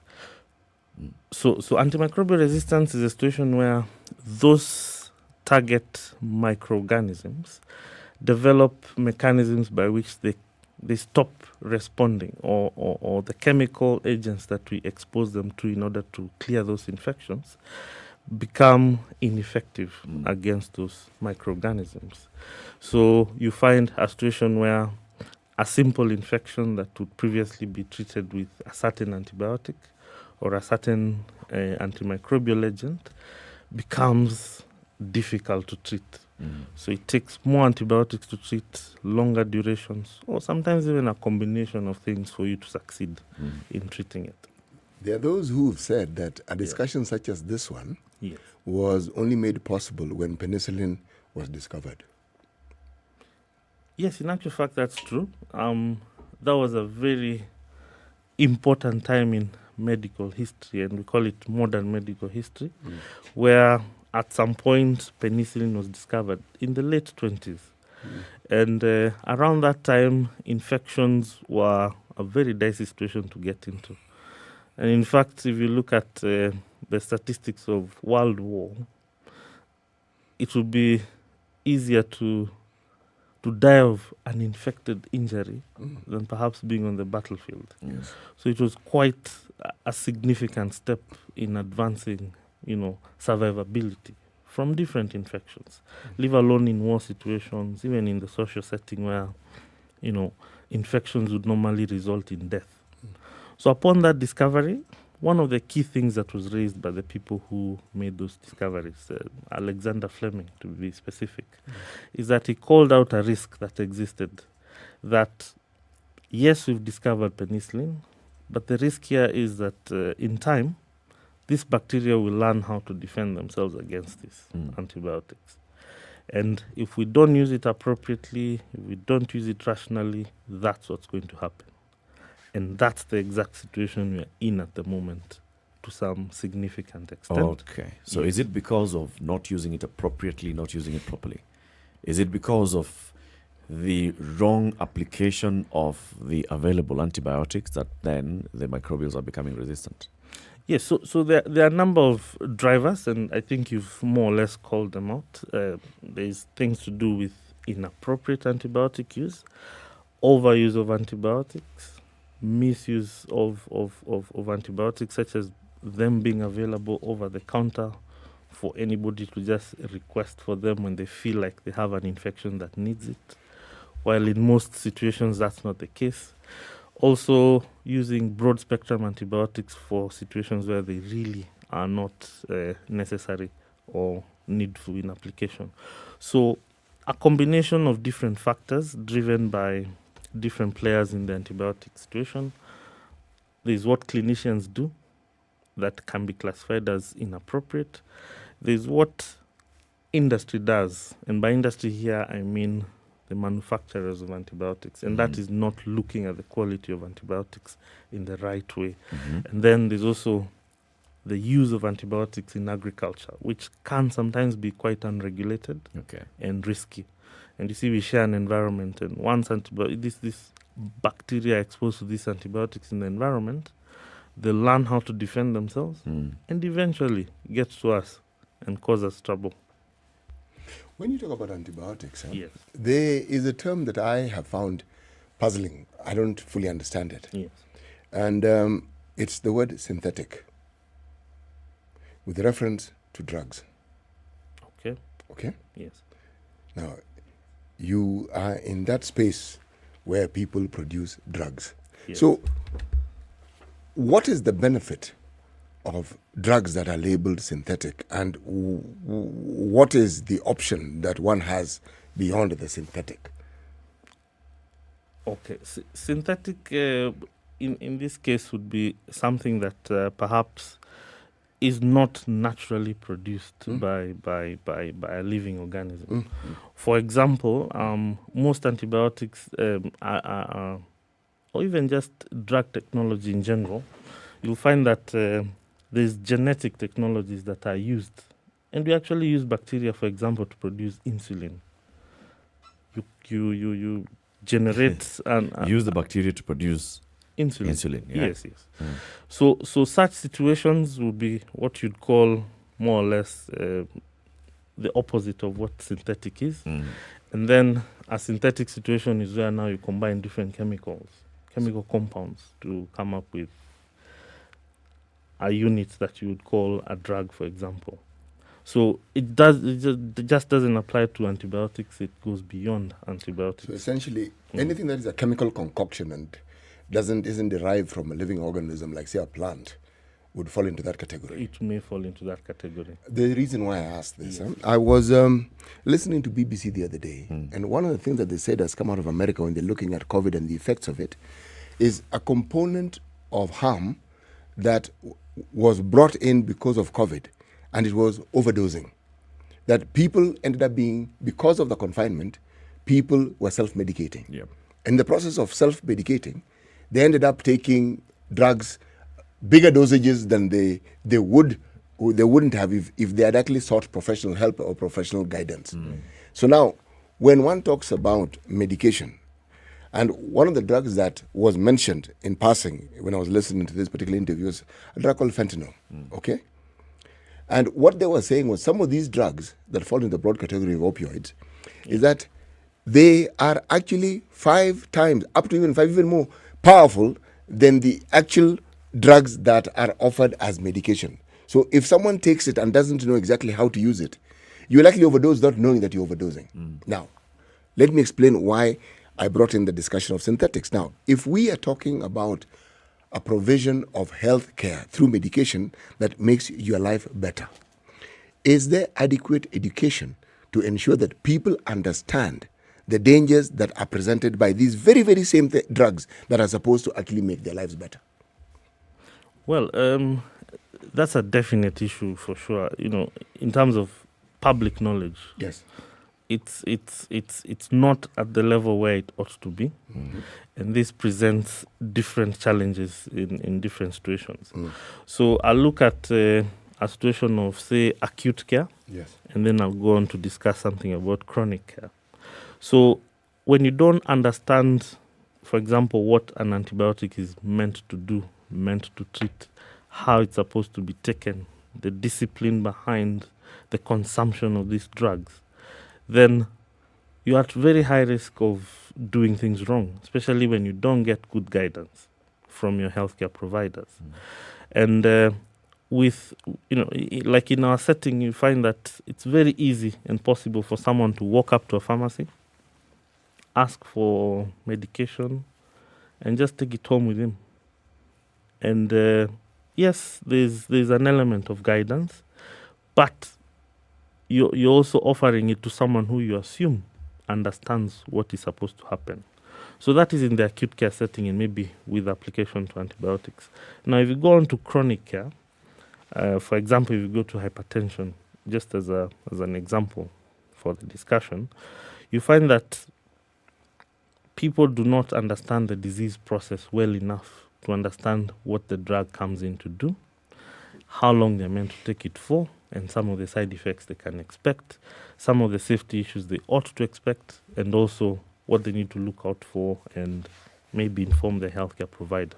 So it just brings up the situation that we need to educate everybody about what these different chemical compounds do to them and what they need to watch out for. You ought to challenge your clinician also to, like when you go to hospital, you really can't just sit there, listen to instructions, walk to the pharmacy, get your drugs and go. You have to challenge them, ask them good questions, try and understand your situation. You know what a doctor will do? Yes. A doctor will just throw in that heavy word. Well, this one contains 5 mgs, so it's good for you. You're lost. Well, how can you counter that? But Eric, we have a much better understanding of different things we consume in our environment. Yeah.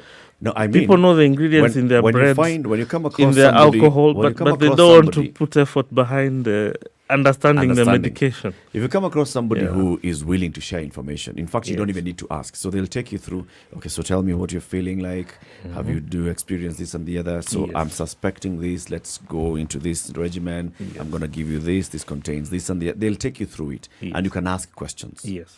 And then you go to a different professional who is basically just thinking, I hear there's a queue of 40 people out there. 40 people, yes. All right? So tell me what you're feeling like. Okay. I suspect this and the other. This. Go and take this. So what is this for? This one is going to help you. Go, man. Step out. There are many more people. Yes. You see, now those are the challenges. Yes. To show how Agreed. serious this is, there's a story today on page 8 of the Standard, written by Matilda Mbenywe. Kenyans abuse antibiotics, painkillers in wet evenings. And it talks about a cross-sectional survey titled Antimicrobial Resistance Knowledge Among Kenyans that revealed that antibiotics are the most sold product in 58% of agrovets and 43% of pharmacies, where the sale of antibiotics is only rivaled by painkillers, cough medicine, and antiparasitic drugs. It goes on to say antibiotic sales contribute to 38.8% of total revenues in pharmacies and 30% in agrovets. More than 2/3 of human drugstores sold antibiotics without a prescription compared to veterinary drugstores. So they are available. Yes. They become like the first thing that you go into hospital. Okay, here. Yes. Take this for 7 days. Yes. So well. And this is just at the pharmacy. Yes. And because someone is telling you this one will sort you out, you don't start asking, so what does it contain, this one? I just finished another dose of... Yes, I agreed. The first to look at it rationally is to understand that maybe we're in a situation where infectious diseases are amongst the highest in frequency in any healthcare institution in the country. So naturally, you'd expect that antibiotics would be one of the highest consumed pharmaceutical products that there exist. Now, within that situation also, there's a problem where some degree of inappropriate application, overuse, excessive availability, and lack of control, that ability to get that antibiotic over the counter without a prescription is a concern.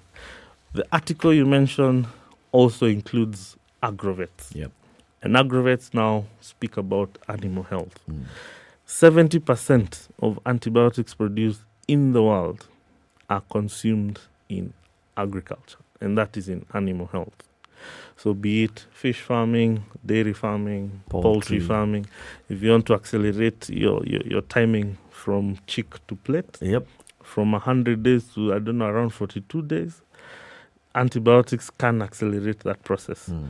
And you can imagine that exposure of antibiotics to the environment. And by environment, I mean to these microbes that we are targeting. Those things then find themselves into us in one way or another through food and water contamination, respiratory infections, and they've already had a taste of what we want to treat them with. And that makes it difficult now. Now you either have to use more antibiotics or higher doses of antibiotics, or you have to treat patients for longer. Some patients are not lucky enough to survive the situation, and it brings a problem. So there's two ways to look at the article. There's rational use within that space, given the disease frequency that we experience. But then again, there's also some situations that are actually inappropriate and wrong. Yeah. So where are the weak points then? In terms of, because there are some weak points in the control system. Yes. Where are these weak points? Is it in law, is it in just application? Or is it in practice? Well, it's in numerous points, and I think I'd look at it in terms of proportionality. I'd not, give it a blanket statement and say that everything is wrong. Okay, because one of the things that you that have been defined by WHO as important in curbing the infections that we face is to be able to access antibiotics in the right way. But now that right way is through a clinician who is able to have a look at you, come up with the correct diagnosis, and make sure that he's actually treating a bacterial infection before he recommends. Yes. So the lack of perhaps that capacity and access to the healthcare provider in some situations and for some people can be an issue in certain situations that now pushes them towards over-the-counter use of antibiotics. And the pharmacist now sits at a very important point, in terms of being the last, stopgap measure. He is a daktari, and he's actually a very trusted daktari. Not only trusted, he's actually the expert in these drugs, not the medical doctor. The medical doctor sits further up, yes, but the pharmacist to the society is the guy on the ground. So he plays a very significant part. Very important part in this. Hiram, let me ask this question. Yes. When pharmacists, doctors, dentists are trained, yes, how many units in this country are dedicated to communicating with the patients? Because let me explain to you why it is I'm asking this question. That's a good question. At the end of all that discourse, take a deep breath, stretch your arms, hold your knee, all that, okay? There will be a prescription. Yes. Okay? Now, the prescription with some doctors is preceded by an explanation. Yes. And you're walked through. Yes. When you go to the pharmacist, pharmacists rarely walk you through. They simply dispense. You say this is what you want, they give you. And yet, they are actually in a really key position to explain to you and tell you, by the way, this is what you take, but let me just remind you again. Yes. That this is what this does. Hence, my question. Yes. Dentists as well. How much time, how many units are dedicated to communicating this important role that these people have and the outcome of it, which is them dealing with another human being and helping their lives improve? Yes. So here's how I'll put it. When you say units, I'm looking at hours spent in a communication course, perhaps in training. So in essence, within the curriculums that we go through, it's not structured in that manner. So we look at medicine as two things. There's the science and there's the art. The science is the understanding of everything, the disease process, the theories, the practicalities, how anatomy and everything. But the art is now in the application of that science. And within the art comes in communication. One of the most time-consuming aspect of a doctor-patient interaction is what we call history-taking and the explanation of what it is that the doctor has found. And I think medics actually do it justice. They will listen to you. They will ask you simple questions. What is the problem? How are you feeling? And many others that tend to bring out what brought you to hospital and everything. That usually indicates to us the lines of questioning and examination that we ought to take you through. Then at the point where we are explaining what we found and what we think is happening, we actually walk you through our findings and our thought processes, whether it will result in a prescription, further investigations, a review later on, etc. Now, I remember during one of our steps towards graduation, one of the professors did tell us that from everything that you've learned in all your years in this medical school, if you cannot explain the problems that you've discovered in a patient to your grandmother, then your learning has been pointless.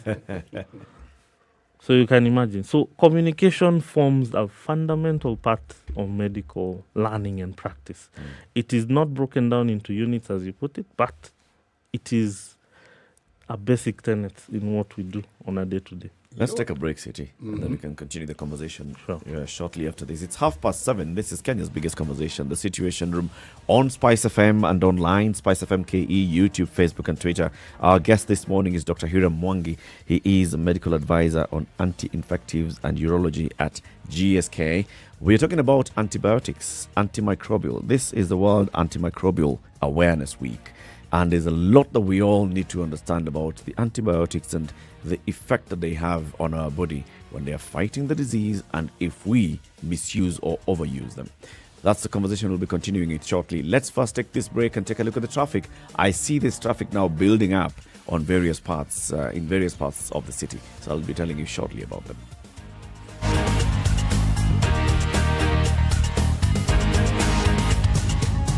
This is The Situation Room, the only way to start your day. Spice up your life. 24/7, around the world, non-stop. This is Spice FM. Bro, na si watu wamejenga manyumba hii area. Kwanza angalia ile. Are you seeing that roof, that color? Sio ni nyumba mpya. That's not a new house, bro. That's a Covermax roof. Covermax? Covermax. It's more than just a roof. It's color that lasts. Ukiweka, umeweka. So whose new house is that anyway? Really nice. Niangu. How's that possible? Good choice from me. Covermax didn't let me down. It's good to have a long-lasting roof when you have a family, you know? Covermax roofing sheets with advanced color coating technology. A quality product from Mabati Rolling Mills. This is something people need to understand. Your money, my money, equals our money. We cannot have your money is our money and my money is my money. The only way to live your best life is to create a balance between work, love, and play. The Adults in the Room is the only show on radio dedicated to educating Kenyans on how they can stay winning in life and in love. Text the word adult to 22840 to Okay, so let's take a look at the weather forecast for the country and other parts of the world. Nairobi, mostly cloudy day. It's currently 17 degrees. The temperatures are going to rise to 26 and then drop later to 16. Mombasa, currently 28 degrees Celsius. It's 11 degrees hotter in Mombasa than it is in Nairobi. Partly sunny day at 32 and lows of 25. Malindi, 28 currently. It's going to rise to 31, partly sunny day, and then drop back to 26. Nyeri is 14 degrees presently. It's going to rise to 26 and then drop to 14. Nakuru, sunny day at 28. And then Kisumu, cloudy day at 31. Eldoret, sunny day at 25.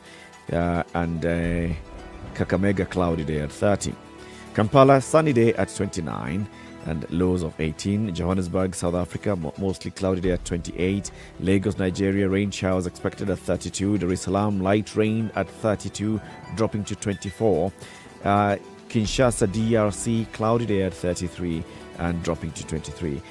Beijing in China is now at 10. This is the hottest it's going to be. The temperatures then will start dipping as we get deeper into the evening, dropping down to 3. London is cloudy. It's going to rise to 14 and then lows of 11. It's rainy in New York currently. It's going to rise to 20 and then drop to 6. Paris, France, cloudy day at 12 and lows of 7. Spice FM. It's getting hot in here. Oh, everybody steals. It's better a thief who brings something small back. And I say to myself, there's no better thief. A thief is a thief, period. All those bribes, how much they're getting per year, how much inconvenience they're causing, as much as you call it a small case, it's worth it to be convicted. The truth is, we are a tribal nation. Because if we were not tribal, and I want to go back to this, you cannot continue walking around with a mug which is clean outside and it's rotten inside. We have become a Fuliza country. We have mortgaged our country because of debt. You've got one chef working and the assistant chef wakati anatakana koroge unga nini hayuko. This is the Situation Room, the only way to start your day.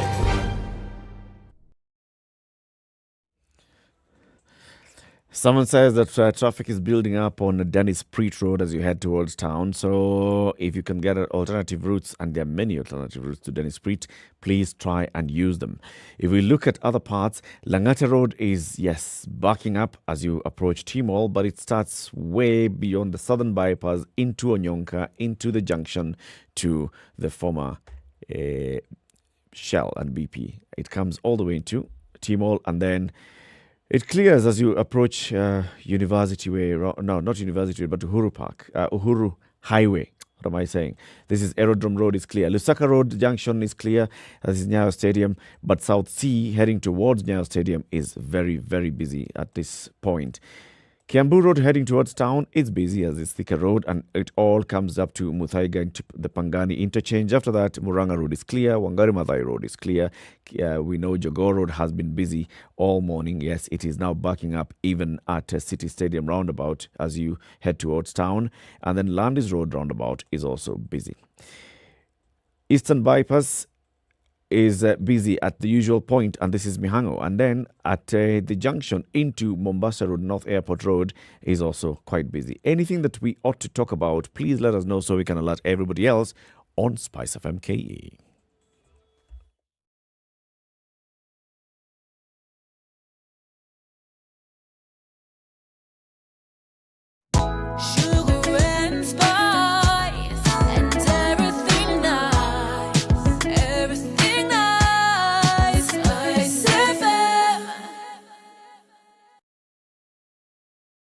Mature, intelligent talk every morning.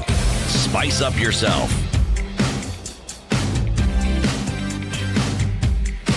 24 minutes to 8, continuing the conversation on antimicrobial awareness. Our guest is Dr. Hiram Mwangi, medical advisor in anti-infectives and urology at GSK, and his hosts are Eric Latiff and CT Muga.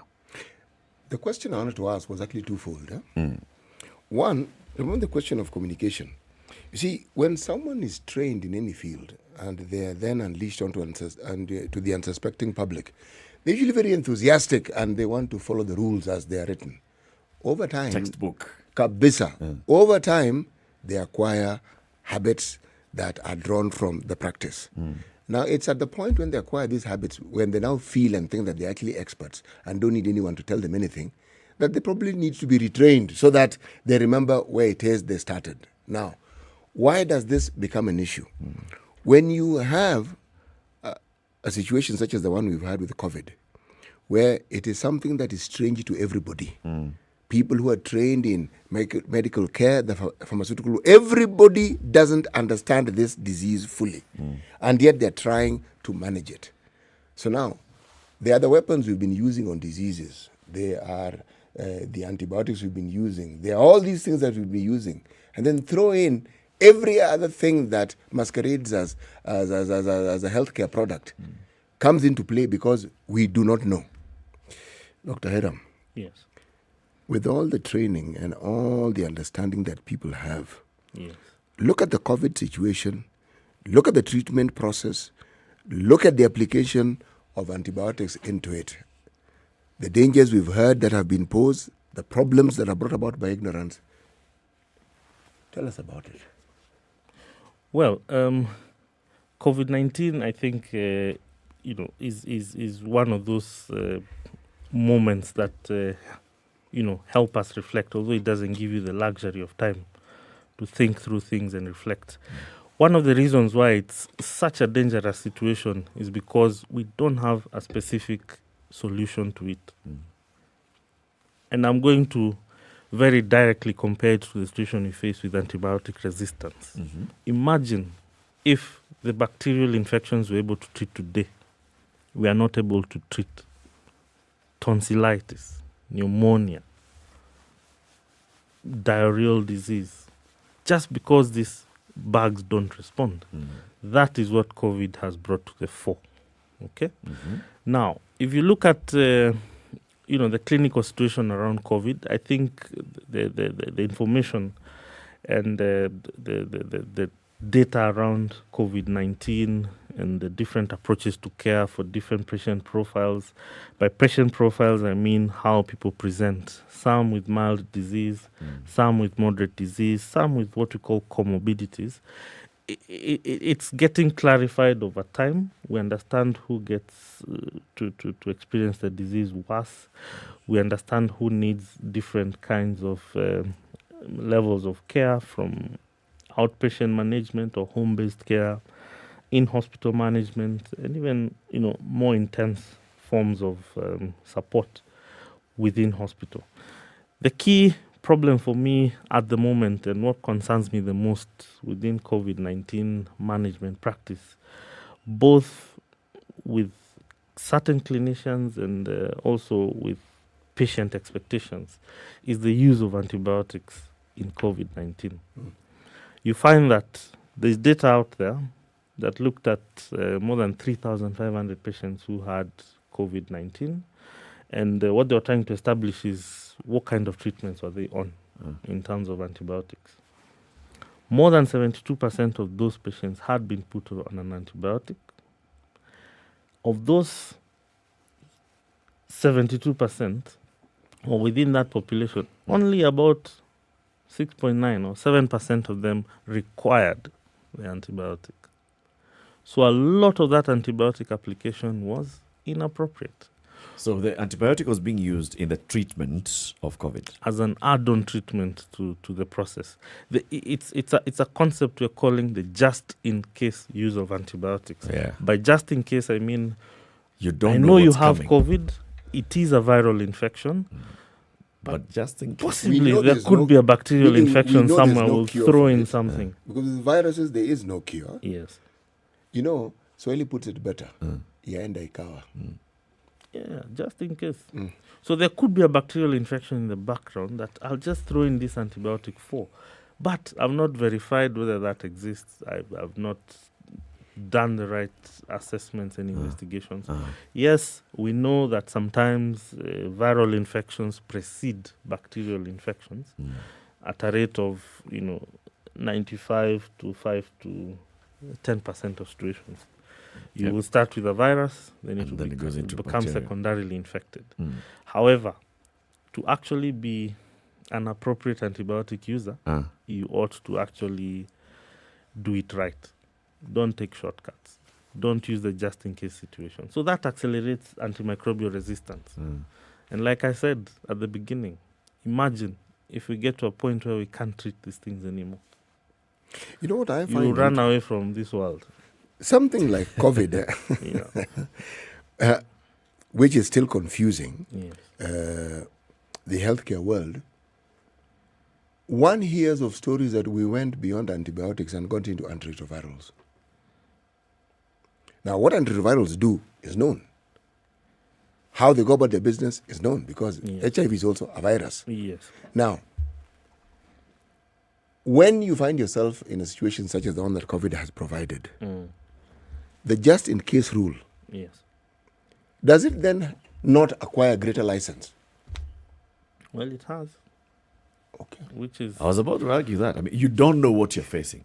And like you said, if there's a 10% chance that this viral infection could be preceding a bacterial infection, which will make your situation worse, your body weaker and all, and we don't actually know what we're dealing with, let me just give it to you. Because if you had come in and you have a bacterial infection, I would have given you antibiotics anyway. Well, if and at I this had point, proven at this point is, we are talking about, it was a medical emergency. It's a completely new thing, and it's taking the world away from us. Yes. So probably that's the license that SCT is asking about. I mean, at that point, when you're faced with that, go ahead and throw the kitchen sink at this thing. But then again, it doesn't really help. You're targeting a virus with an antibiotic. You're trying to, sometimes you used to say, when you're targeting a very simple infection with It's a very big antibiotic. A mosquito bite with a hammer. It's like shooting a mosquito on a wall. But this is not even that situation. This is totally inappropriate. It's like blowing up the house to giving kill a fish a bicycle, for example. But giving a fish a bicycle. It's really not. It's totally off. No, but Dr. Hiram, think about it for a single second. Yes. I'm saying this purely as a layman. Yes. Here you have something that has manifestations that are dangerous. You know. Yes. And some of them bring about outcomes that you actually understand, like, say, pneumonia. Now, you have and you understand treatment for this, you know. Yes. But with that also, they come with other, meaning it is a concoction of things that you are faced with. Yes. Now, surely, as a medical practitioner, are you not going to use everything within your arsenal to try and see which one of these works? Yeah, well, there's a point, but then again, even if you look at it from like a war situation, war is very confusing, and you just want to throw everything at your enemy, but you need to know what to apply in what situation.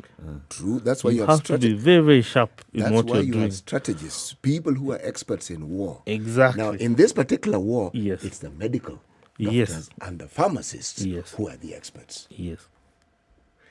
Because we don't go around prescribing the antibiotics for ourselves. Neither do we say, given that I can't breathe properly, what I recommend you give me. Yes. No. It is you, we who give them. the expert, who tell us, this one of yours, given that it's on the left lung and it seems to be tickling the upper side of the throat, the antibiotic that we think is suitable for this one is this. It's you who prescribe it. Yes. In the right circumstances, yes. And with the right information in support of the decision I will take, I agree.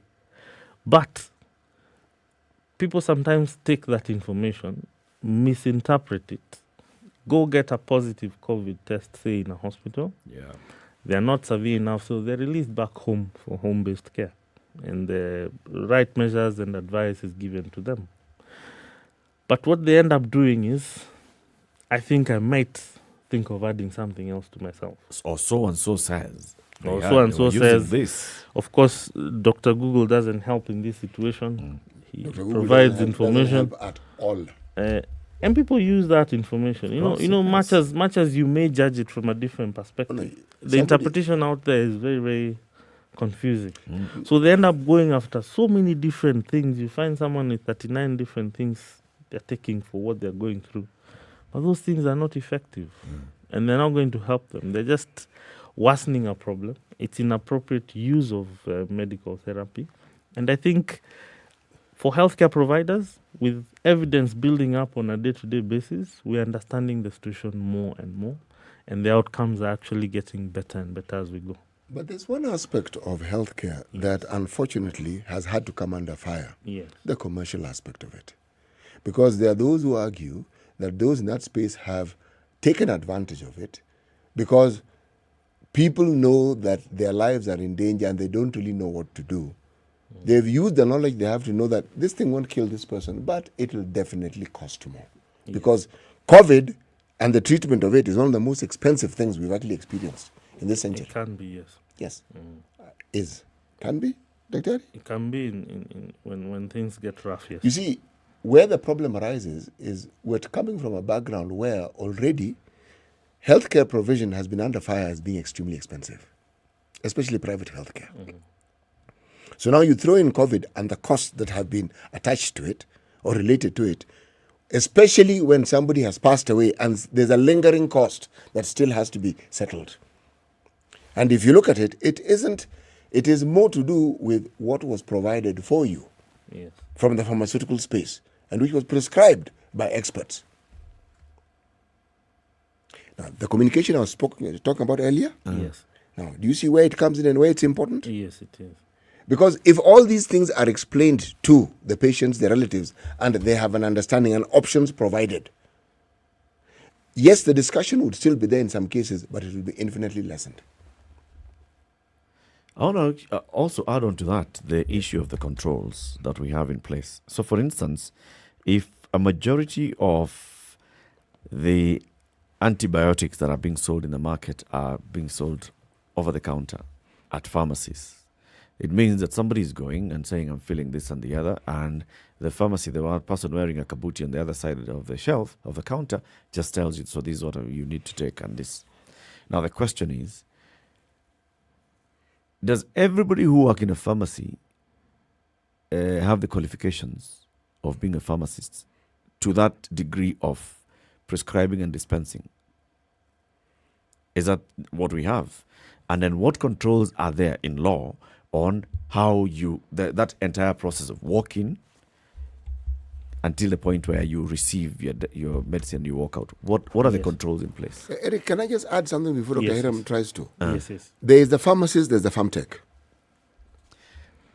Yes, those are the ones I want to understand. I want you to explain to us. As far as all of us are concerned, pharmacist. You walk into a pharmacy, you are finding a pharmacist, somebody wearing a white lab coat. Yes. You tell them, nasikia hapa hivi, nasikia ilianza lini, unasikia pande hii. Okay, yeah, I think you can take this one. Hiyo ni pesa mingi sana. Aya, usichukue basi hii. Ni kama tuka hii, lakini hii sasa. So, who are all these people? So in any pharmacy setup, a standard pharmacy setup, and for it to be allowed or licensed to operate, there ought to be a pharmacist and the pharmaceutical technologists manning it, more or less. And I'm looking at it outside the hospital setting. In hospital settings, that prescribed situation definitely exists. Now, when you go to the community pharmacists, and if you look at the situations around resourcing, capability, and the degree of qualifications and the numbers of those people available, you'll find that a good majority of them will have a similar setup. But towards the grassroots, you'll find that community pharmacists are manned by the pharmaceutical technologists. Okay. Now, within that pharmacy, the person who is responsible for and can actually prescribe an antibiotic, for example, or a drug that requires a prescription, we call them prescription-only medications, is the pharmacist. The pharmaceutical technologist is supposed to provide advice around the consumption, utilization, storage, and the dispensing process. The one who right there. He's the one who interprets what the with prescription. With a lot of water before meals, blah, blah, blah. Yeah. Okay. He's the one who gives those endpoint instructions. Now, at times, you will find that some people may go beyond their mandate. And, on the balance of things, do we have enough resources to have that ideal situation everywhere? Yeah, exactly. So sometimes that's not possible. So what do we do in that case? It's a capacity building exercise. Okay. Make sure that the farm tech himself is also competent enough to understand certain situations and to recommend certain lines of action. And when it's beyond a simple piece of advice and requires more evaluation and maybe additional analysis by a more qualified medic, then he should be able to refer the patient up in the right ways. On paper. That's how I do it. On paper. Yes. Now, who licenses pharmacies? And that mandate lies within the Pharmacy and Poisons Board. Yes. And they're the ones who will come and see that this pharmacy is well structured. It has the required personnel. Yes. It has, this is the pharmacist, is the one who's licensed, is the one in charge. Yes. And then the farm techs are here. Yes. All right? Yes. Now, when they go, is there, like you're talking about capacity building, understanding where we are, and understanding the number of pharmacies, qualified pharmacists that we have available for the country. Yes. Is there any program that has been rolled out by the board on that capacity building, saying, I want to come and keep doing regular tests to see whether you actually are competent enough? Yes, you first of all are qualified as a farm tech. A farm tech has what? A certificate or diploma? It's a diploma. It's a diploma, and this is from KMTC. Yes. Right? Yes. So you have that basic, so you've gone through the basic training. Yes. Now the next level of understanding, like you're saying, Dr. Hiram, yes. Does the board do that? Does it have any such kind of program? Yes. In fact, I look at it from a healthcare professional standpoint. So whether it's medics, dentists, pharmacists, farm techs, nurses, we have a requirement, an annual requirement to participate in what we call continuous professional development activities, CPDs. And these are actually sessions, or meetings, or workshops, or training situations that we have to attend. For each session you attend, you get points. Points. And you have to satisfy a certain threshold for your license to be renewed. Yep. So capacity building does exist. There are a number of different stakeholders or partners within the market that support those situations.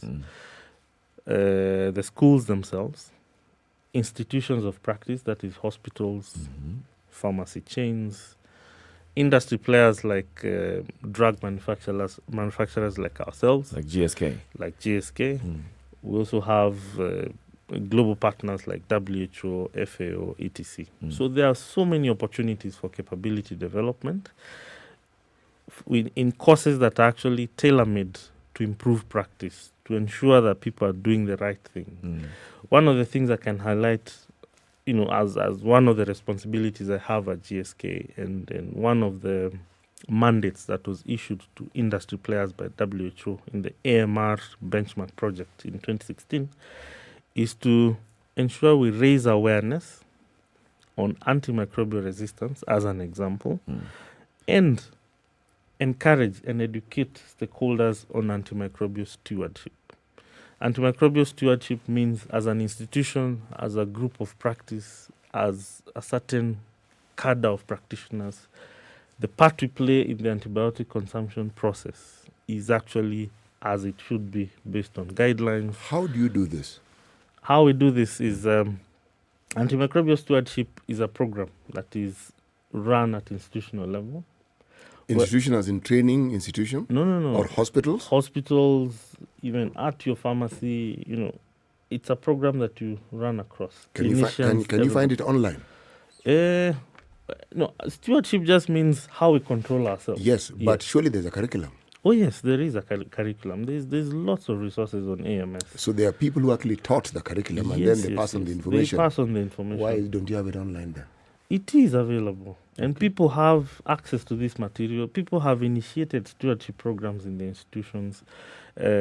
We as industry partners actually present data to these antimicrobial stewardship committees for them to make informed decisions on how antibiotics can be used in the institutions. Yeah. So as drug manufacturers, it's our responsibility to make sure that actually happens on the ground. And I'd be shooting myself in the foot twice if I'm just sitting happy looking at antibiotics getting consumed, knowing very well that resistance is developing around them, and in a short while it will no longer be working. Yes, and then but you'll come up with a new drug, which will be more expensive. Now, yes, and you'll be told works better than the previous one. The story of new drug development, for the last 35 years, we've not had a new antibiotic class come out. Why? Because it's difficult. The options are limited. That is what you say. That is the problem. That is what you say. That is the situation, Muga. So as we conclude, yes, Dr. Hiram, what would you say is required from where you sit, from what you've seen as a practitioner? Yeah. What is required to make the public more aware and more cautious about how they're using antibiotics? Okay, so I think in line with the theme for this year around World Antimicrobial Awareness Week, the idea is to spread awareness and to stop the spread of this issue of antimicrobial resistance. So this awareness should be spread through public-driven campaigns, on one-on-one situations, when medics interact with patients, when pharmacists interact with patients, they need to explain the circumstance that we are in, and in a way that the patient is able to understand. Institutions have a part to play, and that is to roll out, implement, and strengthen the antimicrobial stewardship programs. Industry players have a part to play. Responsible manufacturing, encouraging and conducting education on appropriate antibiotic use, and also working in research to develop new products that will remain effective, new vaccines that are very powerful agents in actually saving us in, infection control and prevention is also a primary thing that we ought to do. Thank you very much. Yes. Dr. Hiram Mwangi is from GSK, is a medical advisor in anti-infectives and urology. Come again and let's continue this conversation. I shall. Asante sana. Very good morning to you. It's 8 a.m.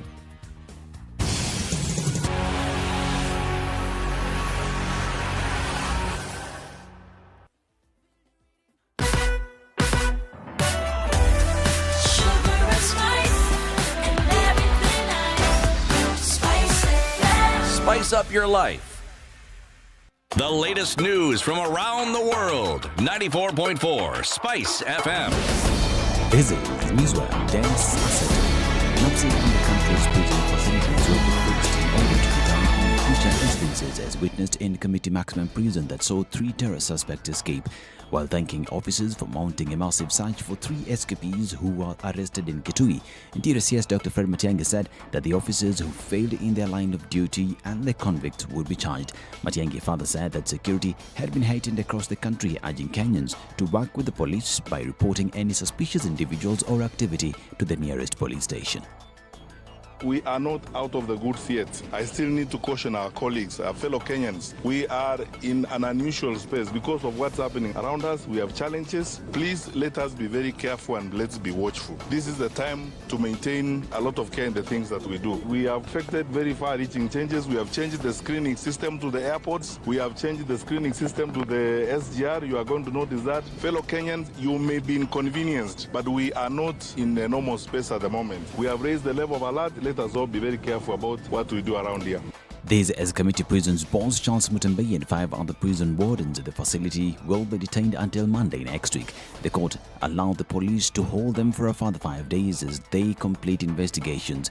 They're accused of aiding terror suspects escape from the facility. The prosecution had asked the court to allow them to hold them for 30 days, a request that was denied by their lawyers Duncan Omari and Cliff Ombeta, who said it was prejudice. Now, even as the country continues to gather pieces about the escape of the 3 at the Kamiti maximum prison, Deputy President William Ruto's allies have turned guns on Interior CS Dr. Fred Matiang'i and PS Karanja Kibisho, led by Kiharu MP Ndindi Nyoro. They've called on President Uhuru Kenyatta to fire the secretaries instead of going for junior officers. The leaders say there's also need for the president to order for a thorough investigation into how the funds that have been set aside by Treasury for security functions in the nation are being utilized. They have exhibited ineptitude and incompetence. They are 2 gentlemen. One is called Karaja Kebisho. The other one is called Matiang'i.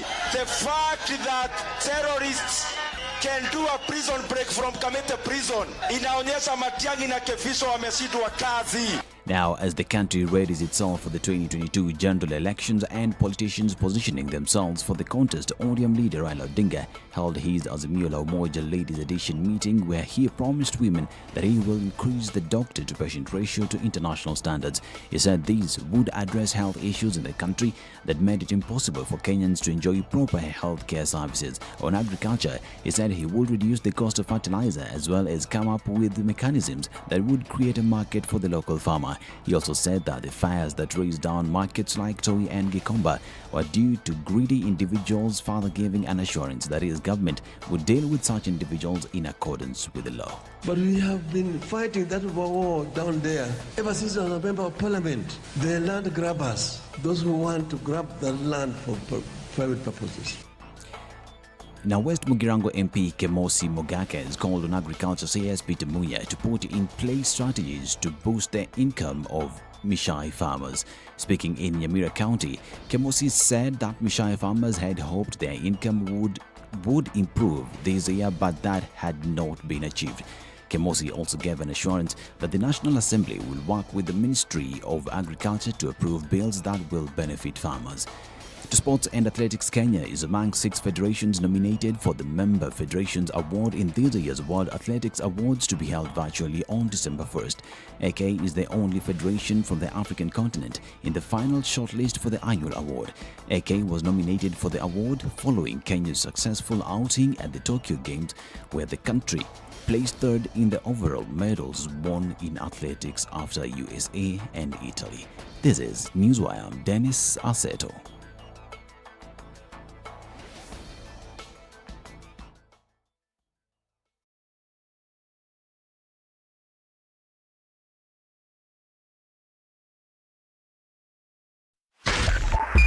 .5 Spice FM, Kisumu. Okay, so the situation on the roads is worse than it was half an hour ago, okay? Because it's now peak traffic time, it's 8 a.m. There is traffic on the southern bypass heading towards Mombasa Road. There is traffic on Langata Road starting all the way from Onyonka heading towards Timol Junction. Traffic all the way up Raila Odinga Way into Ngong Road. Traffic from Prestige Plaza on Ngong Road heading towards town. Traffic on Dennis Preet Road all the way through State House heading into town. Traffic on the Ring Road in Kileleshwa. There's traffic on Thika Superhighway that stretches into Utalii and into Kiambu Road as well. There's traffic on Jogoo Road and Makadara because of the bumps there, because of schools and the children crossing. There's traffic on at Kaloleni and Lusaka Junction. So the situation, as I'm telling you, is just crazy. But it all appears to be the normal traffic on a Friday morning. But if there's anything that's causing some serious issue that we ought to talk about or alert everybody else about, just tweet us, SpiceFMKE, or SMS us 40127.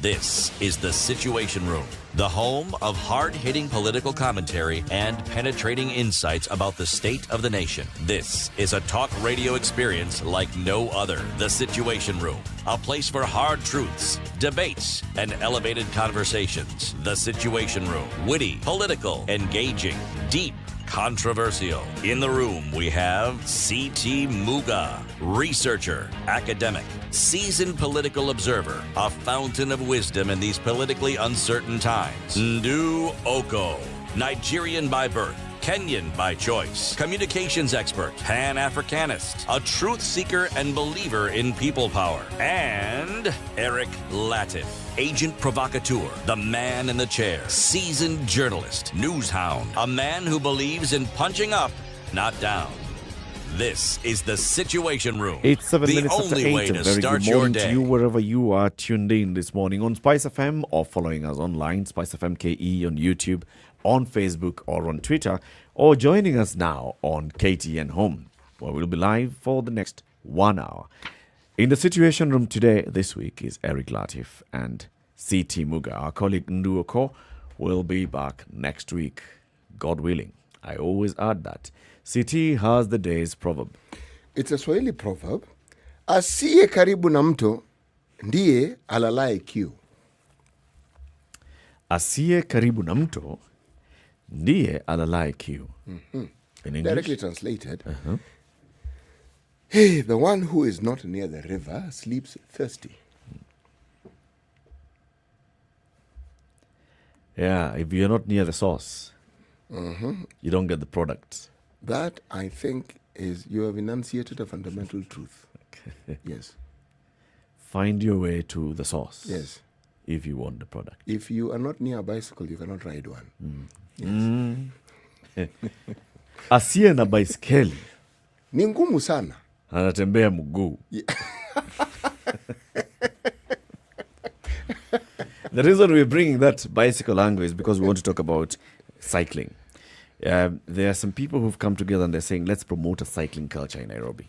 We were talking about this earlier, City. They're saying, yes, there are many people who actually cycle within Nairobi. But there are challenges. You cycle in the middle of the road, in between the two lanes. If it's a 2-lane highway, you are cycling in between. So you're trying to figure your way around. If you are lucky and you're cycling on Gong Road, then there's now a place that has been set aside. Now this is a cycling lane, and the other one is the ring where road. You intermingle with pedestrians, but go on. And motorbikes, and sometimes cattle crossing. All these things. And mkokoteni. It's part of life. At least there's a cycling. At least. If you're going to Karura, you can cycle. You can go with your bike, or you can go and the friends of Karura who help in managing Karura with the Kenya Forestry Service. There's a place where you can go and lease a bike for 2 hours. Ngong also has a forest. So is there an equivalent of Karura? I'm not sure, cycle actually. thing? Our guest will tell us. I've never heard of it. I only hear of this kind of culture. In Karura? Yes. But let's introduce our guests. One of our guests is Velma Kiome. She is a transport justice and commuter cycling advocate. Right. So while she is with us, you need to talk gently about cycling and about bicycles. Yes. I will start. Bicycles are good things. They're really good. Yes. Very good. I agree. Absolutely. And then Constant Cap. Constant is a senior product manager at Code for Africa. He's a cyclist. He is an urban planner. He's a researcher. He's also an advocate for safer cities. Am I right, Constant? Yeah, that's true. Okay, so let's start with Velma. What's this? Transport justice and commuter cycling advocate. What do you do? Okay, for me, the journey was just getting over traffic. This was in 2011 when the whole city was virtually a construction site with the Thika Road construction. So everywhere was just chock-a-block. I lived in Nairobi, which is 15 minutes into town if you walk, 10 minutes if you drive. And then suddenly it was 1 hour. So I started walking. I was working in Westlands. I'd walk all the way to University Way along the highway. Then I'd take one of those star buses now for the rest of the journey because it's not safe between there and Westlands. And then I'd do the same back home. Then I started to observe cyclists. There were a lot of Black Mamba cyclists, especially as you get to industrial area, Lusaka, Bunyala, that area. They would go up the hill, then go all the way to Kangare and onwards, and Kibera. And I was like, the only difficult part is the roundabout. So one evening, I just stood at the roundabout and observed how they navigate the roundabout because I was scared. I'm a driver. I've driven for, 25 years in Nairobi. But a bicycle is a different thing. You're the body of the bike, you're part of the machine, and you're exposed. You're a nuisance. And you're exposed, and you're considered a nuisance by motorists, yes. So I observed and I was like, this is easy. So one Saturday afternoon, I got a friend and we walked down to Enterprise Road. I knew a bike seller at the junction there. I bought a big steel bike, very heavy bike, but it was fine. I used it a couple of times over December when the traffic is low. There were a lot of drunk drivers in December. That's when I realized there's a lot of drunk driving in December, daytime. This is at 11 o'clock, 12 o'clock. I just tested it when there's low traffic, when everybody's up country or on vacation. And I got confident. By January, I was cycling to work. And then I realized, wait, this shouldn't be the way. There are too few cyclists. In fact, there were no women at that time. Yeah. So I got thinking, maybe I should start a blog. I started She Cycles Nairobi, talking about cycling and sharing with other people online and telling them how my journey was. So I take pictures. And then I realized it's not safe. That's why there are not people, no women especially, taking it up. Men are more risk takers, and so they don't really worry about safety as much. But women kind of err on the side of safety. So I started talking about cycling, got a few people cycling. I saw by 2015, more people were cycling, and then there were a lot of cycling deaths. So I started to notice a lot of cycling deaths as well, especially along the stretch between Kingara Road, basically, all the way into Kawangware. So many cyclists would die there. A bus hit some. In a week, you could have at least one death. In a month, at least two. Yeah, so minimum two. So that got me thinking there's need to start talking about safety by design for our roads. Then I got thinking, oh my God, the roads are not properly designed. That's why people are dying, because motorists have to figure out things, cyclists have to figure out everything. Everybody's figuring out based on whatever is available. But we haven't thought about design, safety by design. For everybody, users. for everybody, including persons with disability. Yeah. So I started to now think, how can we start talking about the roads are not safe? Then Ngong Road. I saw an article that said a particular contractor had got the contract to do Ngong Road Phase 1. And I'd seen some designs and I hadn't seen any cycle paths. So I looked up the contractor. It was a Japanese contractor. And it was a JICA funded project. I looked them up online. I sent them an email and asked them, please, could you include cycle paths? This was just after the Kileleshwa Ring Road had been done. Yeah. So I told them what I had seen on Kileleshwa Ring Road. I asked them to look at it, see how they can incorporate that. But you see, the design had been done. It was funded, designed, and built by the contractor and the funder. So what they did was they expanded the motorway a little and put that 1 meter sort of armadillo block thing. It's not safe. It's not clean because the drainage, it's part of the draining of the motorway. So you have a lot of debris in there. You can find glass and whatnot. So it's not particularly safe for cycling. But phase 2, which was, I think, also still a Japanese contractor, they did it properly. Even the bus stops, I had suggested that Which one is phase 1 and which one is phase 2? Oh, phase 1 is from Prestige, just after Prestige or just before Prestige, all the way into community area, Kenyatta. Yeah. That cycle lane goes on there. And then phase 2 is from Prestige all the way to Junction. So you have nice wide cycle paths, very nicely done pedestrian path. Not enough trees. That's another thing that I really advocate for. NMT goes hand in hand in trees. We live on the equator. We need shade as we are cycling. So for people to take up cycling, or especially in January, March, when it's really hot, you need encourage shade. them with shade. So I wrote the contractor and they did it. They did phase 2 very well. And then there's what I call the Madagodanyo of phase 3, which has caused so many deaths in the last phase 3, 6 months. is that part of the road that goes towards the hills? To Lenana. Where the contractor does not From even Junction. remember that they're supposed to be on site. Okay. Where Kura is now trying to go and break down some things that they had done. I've seen them on site. They're trying to do something. But again, I hope the redesign follows phase 2 because phase 2 is the ideal. The bus stop's actually flat. So a person with disability can easily use the bus stop to access a bus or whatever transport they're accessing. It's really nicely done. It's like so perfect. When you say that you wrote to them, to the contractor.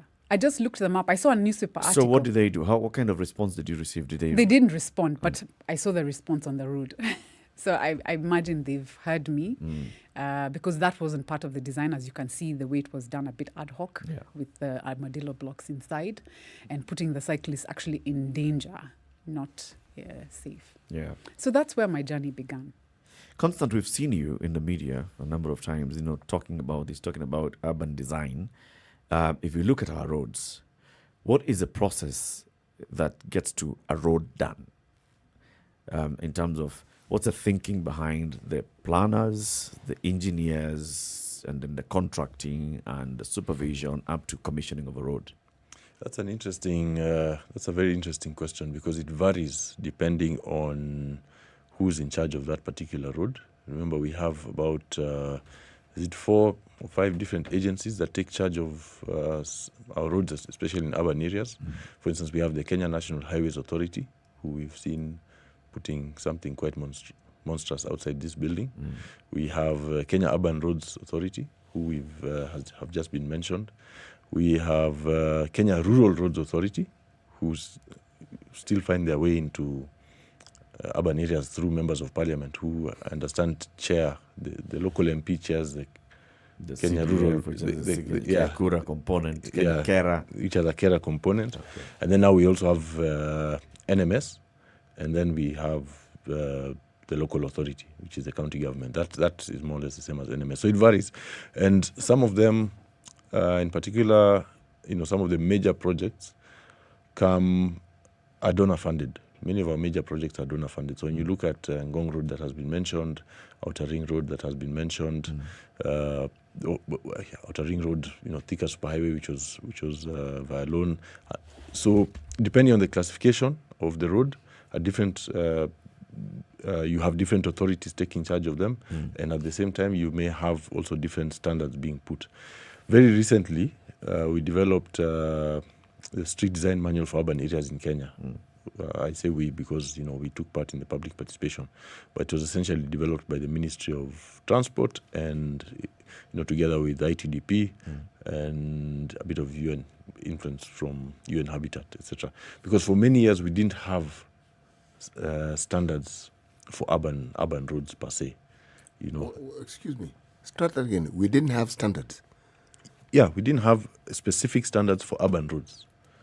How did this arise? That's how things have been, apparently. So how were we then building our roads? We've been building our roads like highways, and with the same standard as also many other rural roads. If you look at it, look at any road built before the last decade or so, you realize that NMT was not a priority. NMT, who is non-motorized transit, was not a priority. It was not so clear where certain other services would come in. For instance, in urban areas, street furniture is part and parcel of a street design. Let me just hold you there. You're telling us that with all these fellows in Kenya who are trained planners and have been city planners and town planners and whatever planners, you're telling me that in all this time we didn't have standards by which to actually build these roads in this country? Specific standards for urban areas. We didn't have. We didn't have. We were using general standards. And I remember because someone actually raised it in 2014 at a thesis defense at the University of Nairobi. And he was questioned, just the way you're questioning me. I thought we were just chatting. And he questioned, I still remember, because, serious public health issues. But fortunately, with the street design manual for urban areas in Kenya, that, it's not yet been approved, but we're already seeing it being put in place. We're seeing it being put. Now, different roads will come with, unfortunately, because also we're dependent on development partners for many of our funding, our projects and funding. Some of these partners may come with their own standards. So, we've talked of the Japanese who will come with, we've all used Ngong Road. We've seen some very sharp corners as you're turning into the road, which is very different from maybe... Where you have acceleration lanes. Yeah, actually it's missing. Those acceleration lanes are missing all the way. In the entire Ngong Road, you don't have. You just come in and get out. You're a planner. Yes. Now, forgive me, but it's of interest to me. When you say you are a planner or a town planner, what exactly is your function as a planner? What are you supposed to do? That's an interesting question. We are supposed to plan. His work locates people. Yeah, actually, what we do. He is right in answering me that way because it's a good preamble. You're supposed to plan now. Break it down for us. Yeah, what we do, the best way of actually summarizing the job of a planner is to work with citizens to bring out the vision that they have for a place. Okay? So it's not, I don't sit down in an office and design something and say this is best for you. I sit down with citizens, find out what are your social, economic, human challenges, strengths, and then from that I'm able to come up with what works best for you. Now our approach has not been that way over the years, and what does our approach be? Our approach has been a big brother kind of mindset. Top where down. I sit down and I say I know what you people need, and we see it. We see it everywhere. We see it in transport, we see it in housing. Somebody wakes up and says the problem in this country is affordable housing, and then sells houses for 5 million shillings. Affordable. And in the name of affordable, because you create this assumption that you know what people need. The last week I was with people from informal settlements and talking to persons with disability, children, the elderly from informal settlements. And when you ask them, for instance, show me how your journey is on a daily basis, and someone shows you from his house, he goes to the market, he goes to church, he goes to school, wherever. What are the challenges you have? The challenges that they have are very different from what we assume. Okay? The challenges, for instance, that a child has in navigating.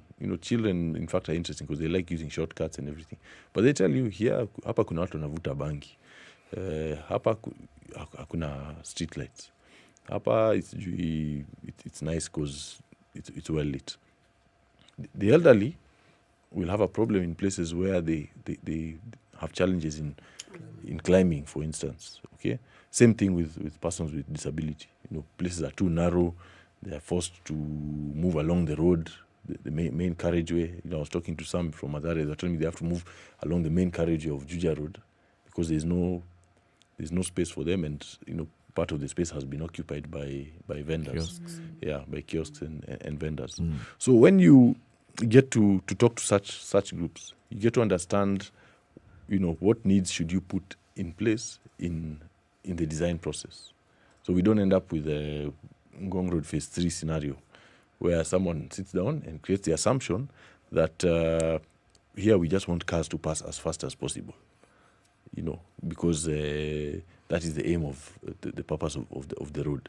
There's a lot more life and activity that happens around that particular corridor. And both sides of the road. So what we're saying is that what you people do, as I understand as a layman, is you look at a place where people live, okay? And you look at all the complementing and competing needs that they have, and then you look at what else they require in terms of infrastructure, and then you look at maybe other social needs that they have, and you perhaps project it in the future and say, okay, this is how we are going to go about. Now, that's where the planning comes in. So this, we will do this now. God willing, in the future, we'll do this later. Exactly. Is that the reason why some parts of, we have something called a road reserve? You go to Westlands, it's 120 meters in some parts it's God knows what. In some parts, the road reserve is full of flats and the houses. So is that why we set aside... You have road reserve, riparian areas, public space, such things are set aside preempting. And that's part of the planning. And that is where planning comes in. Unfortunately, now over the last few years, we have almost ignored planning. Actually, we have ignored, because even after the approval of the Nairobi, the new plan, integrated urban development plan, we've not moved forward beyond there. Who helped us with that plan? That was done.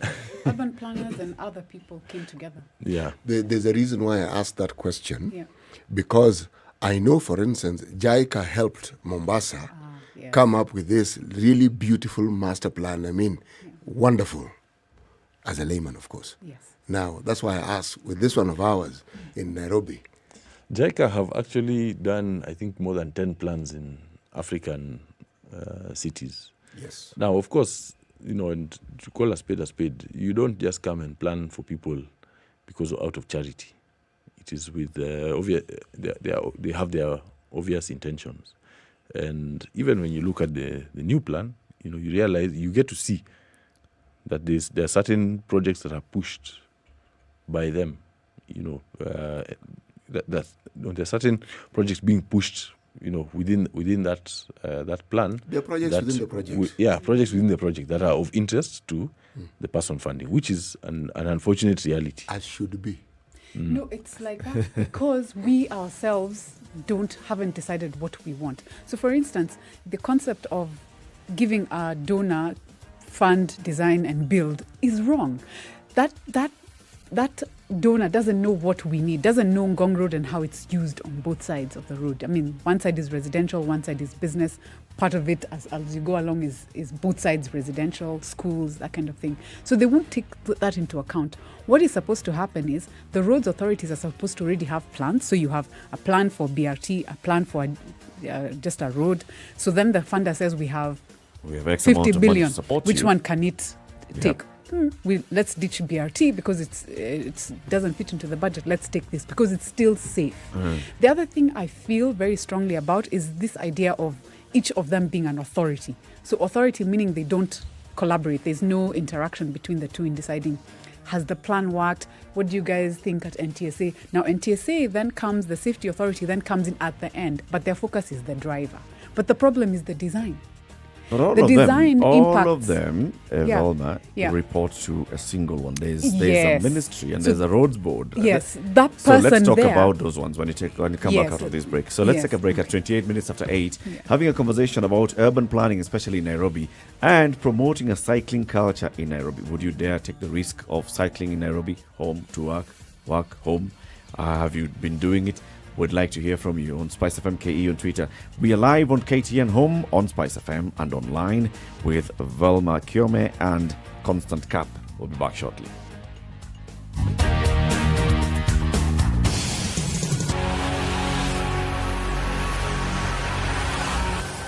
This is the Situation Room, the only way to start your day. Spice up your life. 24/7, around the world, non-stop. This is Spice FM. Hello. Halo, umesikia? Nimesikia nini? Hujasikia habari? Hebu wacha nikuambie. Kile kimetokea. Hello? Hello? Hello? Don't wait for hearsay. Dial *550*1# to read the Standard e-paper from the convenience of your mobile phone for only 20 shillings from your telecom line, and stay up to date for a reliable source with over 100 years of experience with no additional data charges. Classic soul, R&B, smooth jazz, neo soul, and nostalgic ballads. Make some noise. Yeah. You're listening to Spice FM. So let's look at the situation around the country and then around the world today in terms of the weather. It's mostly cloudy day in Nairobi. Temperatures are going to rise to 26. It's cloudy out there. It's 21 degrees Celsius where I am. I'm sure in some parts of Nairobi it's even colder than this. Mombasa, light rains today at 32. Malindi, light rains at 31. Nyeri, cloudy day at 26. Nakuru, sunny day at 28. Eldoret, sunny day at 25. Kakamega, sunny day at 30. Kisumu, mostly sunny day at 31. Uganda, Kampala, 29 degrees today at sunny day. Light rains in Dar es Salaam, Tanzania at 32. Johannesburg, South Africa, mostly sunny day at 28. In Lagos, Nigeria, light rains at 32. In Kinshasa, DRC, a sunny day at 33. And then if we cross over outside of Africa, we go to London, cloudy day at 14. New York, rainy day at 11. Paris, cloudy day at 12. And Beijing in China, it's presently 10 degrees Celsius. The temperatures are now from this point on going to start dropping into the evening and go as low as 3.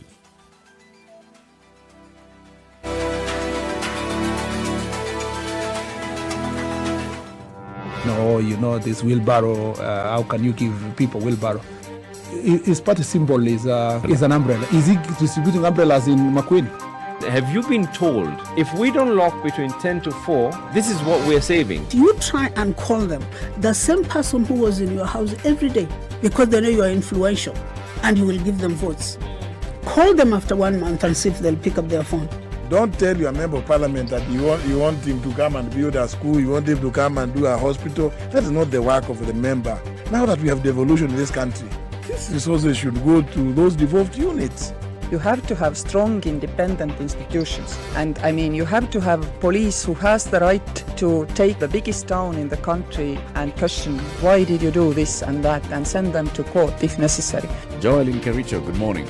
Salama sana Eric, habari ya asubuhi. Salama kabisa. Mbunge wako ni nani? Anaitwa Silvanus Maritim, hapa ni Ainamoi. Silvanus Maritim, Ainamoi. Yes. Sasa ile juma nampambia yeye nini? Amalize aende. Asante sana. That's it. The Situation Room, Kenya's biggest conversation. Another we've been talking about Ngong Road a lot in the morning. So let me tell you the situation on Ngong Road. From Ring Road, Kilimani, and this is just about Prestige, heading towards town, it's very busy this morning. Okay.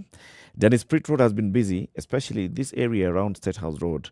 As you get into State House, it's quite busy. And then now let's look at Uhuru Highway. Both sides from Bunyala into Haile Selassie Avenue or out of Haile Selassie Avenue, very busy. From Nyayo Stadium roundabout, coming towards Bunyala, this is Lusaka Road, very busy. Langata Road, heading towards T-Mall. Because of the construction works that's going on there, for constructing the new interchange, it gets busy at T-Mall, and then it's busy up Raila Odinga Way. I've still got to get myself used to saying Raila Odinga Way into Ngong Road is also very, very busy. Airport Road, North Airport Road is busy in Embakasi, heading both sides, whether you're coming towards Mombasa Road or whether you're heading into Eastern Bypass. And then Outer Ring Road is busy at Feather Estate. And we know this is because of the matatus that just stop Hombela anyhowly. anywhere on the road. Thika Superhighway coming towards town is busy at the usual spot as you approach Muthaiga Road Junction, and then you come into Pangani. It clears off into Muranga Road. It's clear, and Wangari Maathai Road is also clear.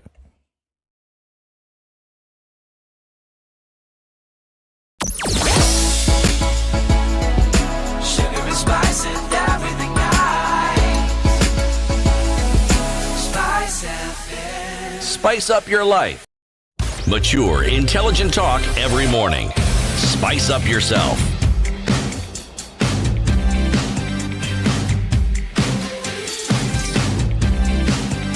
Mornings done right. 94.4 Spice FM, Opposition Nairobi. continues. In the Situation Room is Eric Latiff and CT Muga, our guests this morning. Velma Kiome, Transport Justice and Commuter Cycling Advocate. Constant Cup, a Senior Product Manager at Code for Africa. He's also a cyclist, an urban planner and a researcher, promoting a cycling culture for Nairobi and then looking at the designs for Nairobi. What kind of design do we have? So you say now there is a non-motorized transport kind of design policy? There's a lot in place that has happened over the last few years. Nairobi passed an NMT policy about, was it 4 or 5 years ago? The Nairobi County Assembly approved it. And this, one of the implications was that about 10 to 15% of the infrastructure bill should be dedicated to non-motorized transport. What does that mean? Basically, the money allocated for public works and road repairs and such, section of it should be allocated for pedestrian paths, cycling ways, and such kind of infrastructure. The city also developed a non-motorized transport plan, which it's not been public, but fortunately, some of us have been able to see it, and we've started seeing some form of implementation, not to the best standard, but we've seen what something does the plan happen. say? No, the plan basically indicates that there are some corridors that will be prioritized for non-motorized transit. It has a lot of focus on the CBD, and we've seen Luthuli Avenue, Kenyatta Avenue. Mamangina Street. Yeah, Mamangina Street. Although Mamangina Street is was quite some time back. Mwindi Mingu Street. So we've seen a lot of that NMT, expanded NMT infrastructure there. During this year's placemaking week, we normally have what we call placemaking week in Nairobi, the last week of October, when we try to different groups and activists and together with the county, try to put a bit more focus on public space and NMT and basically, healthier and safer cities. So, during this year, we closed part of a road called Short Street. I don't know if you've ever heard of Short Street. How short is it? It's a very short street. Where is it? It is located between Ambassador Hotel and National Archives. So it's very short. I know the place you're talking of. It's like a passageway. It looks more like pedestrian. Yeah, it doesn't look. It is now. It's archives. partially. There's a lot of resistance to converting spaces into complete pedestrian thoroughfares. Who's For providing instance, the resistance? The city. The city wants parking because it's a revenue collecting. The reason I asked the question, the city is an inanimate object. The city fathers, mothers, the people in County Hall. When they're implementing this, it's not them. It is the city that's doing it. No, fortunately, and I'll say this openly, fortunately, over the last 4 years, we've seen a lot more cooperation from City Hall. Okay, and and this cooperation, what form has it taken? I think one of the most visible projects was the pedestrianization of Luthuli Avenue. And I recently did a research there with part of my team, and we realized that there's not only been an increase in business happening there because more people are walking. They just feel comfortable. You look at Accra, you look at Ronangala, you just find yourself walking there. Walking there. But also an improvement in people's health. And one of the respondents even told us that he uses his inhaler less often, which, it may sound like something out of the blue, but I think that is visible impact. It is said that the traders there used to have funds in their offices because of the smoke coming from the buses and matatus that were raving outside their shops. They never turn off, Yeah, but now, suddenly that has stopped. Of course, there are other challenges that come because now, somebody was complaining that, when you have benches there, you have idlers just sitting there and hanging around. But I think the impact is much bigger. And part of this plan that the city developed, and again, I said we rely a lot on development partners because the NMT plan was done by a local consultant, but with funding from the European Union. And part of it also talks about Accra Road, linkage to the Nairobi River and Ngara area, and then also now linkage from the CBD moving outwards. You see, the fact of the matter is that people don't just walk in the CBD. People walk from home to the CBD and back. Now, does this policy say that every road shall have provision for pedestrians, for cyclists, for non-motorized transport? We also know that people use mkokoteni to come from Marikiti to various estates, or to come from the market in Parklands to various estates. Does the policy address that? Now, before, it's interesting you say that because we have about, I think, 4 major employment zones in Nairobi. CBD, which you mentioned. We have Upper Hill, that we all know about, and has tremendous number of people just walking down in the evening. Another major place we are forgetting is industrial area. Yep. And I think on Lunga Lunga Road you can count 10 to 16,000 people walking there on a random day. In fact, most of the cyclists come in and out of industrial area, to Kawangware, to Kibera, Kayole, to Nakuru. Nakuru, those areas. So, the plan does touch some of those areas.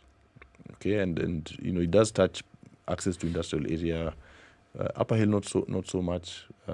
Westlands a bit, and then also looks at some of the other major highways. But again, now we go back to what we had talked about before. Even if the city has a plan and sits down and says, City Hall sits down and says, this is our plan. Now they have to remember go and on some of their corridors they have to go to Kenha. Who wake up and say we're doing an expressway. Yep. And then they have to go to Kura, who will sit down and say, no, we, at one point they even wanted to do a road through City Park. But it was, the plans were changed, Then you have a local MP who will wake up and say that his people want to pass here. Okay, that doesn't happen as much in this area. So we also have those competing interests. Systemic competing interests. If I look at the population of people who live in the outlying areas and for whom transportation feeds into what we call Mombasa Road. Yeah. Okay. Are you telling me that when this expressway was being planned, or in the master plan, if there's such a thing for the expressway, are you telling me that all these things, because we are told there was public participation, and from what you say, that is what planning is all about? I'll let Constant answer that one. When it comes to expressway, I've never seen any plan that indicates that we'll have an expressway. No, there's none. And it was virtually an overnight dream somebody had. No, there is a plan. Yeah. What there is designed, engineering designs are not plans. A design is a design. Yeah. But a plan takes into account so many factors. What does that place look like? What will happen to the interaction between South B and Nairobi West, South C? It takes into account so many things. Are you saying that's not a plan, that's a design? Something as monumental as this one was not planned. Thank you very much, Eric. That all these things were not taken into account. And that there is no blueprint somewhere that tells you that on this particular place we're going to have this, we're going to take care, when we block this road, we're going to do. Are you telling me those things aren't there? That's what explains the chaos that it has caused during its construction at every stage, that they're doing something when they're dropping the pylons. Nobody even thought, if there was a plan, there would even be a traffic management plan. Actually, that is where I am actually going with my question, because one of the things that we are known for, we as Kenyans, I'm including myself in the we, is that you'll have this beautiful plan. You'll even cost it. And then upon implementation, you determine what you will remove and what you will leave. So this one will cost too much money, put it aside. This one is not going to work, put it aside. This, as far as this particular highway is concerned, I do know, for instance, there's a famous, not famous, the document called Nutrans, the Nairobi Metropolitan Transport Plan or something like that, okay, that actually indicates options for this corridor. And what they are doing now is indicated as very costly and not viable. It is one of the options that was provided. Yeah. Yes. Because options are very clear. You know, one of them is public transport through BRT or LRT. The other one was, just leave it as it is. Okay. Then there was the idea of what they are doing now, and there were two other options that I can't really recall. Where was it termed as not viable? Well, first of all, there's a cost aspect, and secondly, there's when you look at the modal split of Nairobi. Okay, and modal split is basically a breakdown of how people move as their primary means of mobility. Okay, we are talking of 45% of people who, as their primary means of mobility, walk. And that increased with the pandemic. And and that has increased with the pandemic. We have another, is it 25% who use public transport. Okay, that 45%, walk because they probably can't, not probably, but because it's the most economic circumstances force them. Then you have that other 25 to 30% who use public transport, matatus, buses. A small percentage use commuter rail. And then you have this very small, 15 or so percent who drive. Now, when you prioritize 15% over 60%, where are your priorities? Are you really solving a problem that you think exists? In that plan document that you're talking about, what option prioritized the majority? Mass transit. Yeah. Which mass was? Transit. Either light rail or BRT. Or BRT. And actually, this is a so the same road that was BRT. there before, but they're bringing the BRT buses. Because this is a gazetted BRT corridor. Yeah. Okay. The line 1 is covers this corridor. Then you have line 2, which is being done on Thika Road. Then line 3, which is to be originally from Showground to Dandora railway station, and then a few other lines in between. There's something you mentioned about public participation. That process is already flawed. So even though there was public participation, I remember there was the Architectural Association of Kenya met with the transport people, and a few other interest groups also attended that meeting. But the one that was most prominent was the Architectural Association one. And what happens with the public participation process is it ends up being a rubber stamping exercise. It doesn't record or even take into account the people who are saying this is not going to work. What happens is they collect the emails and signatures and names, and then that becomes an endorsement. So that if we were to amend anything in the Constitution, it's that public participation aspect, so that then we say the results of the participation needs to be published. What did people say in that meeting? Let's look at the people who said it doesn't work and why, the people who said it works and yes, let's go ahead. And then let's go back to the drawing table and see how we take this into account.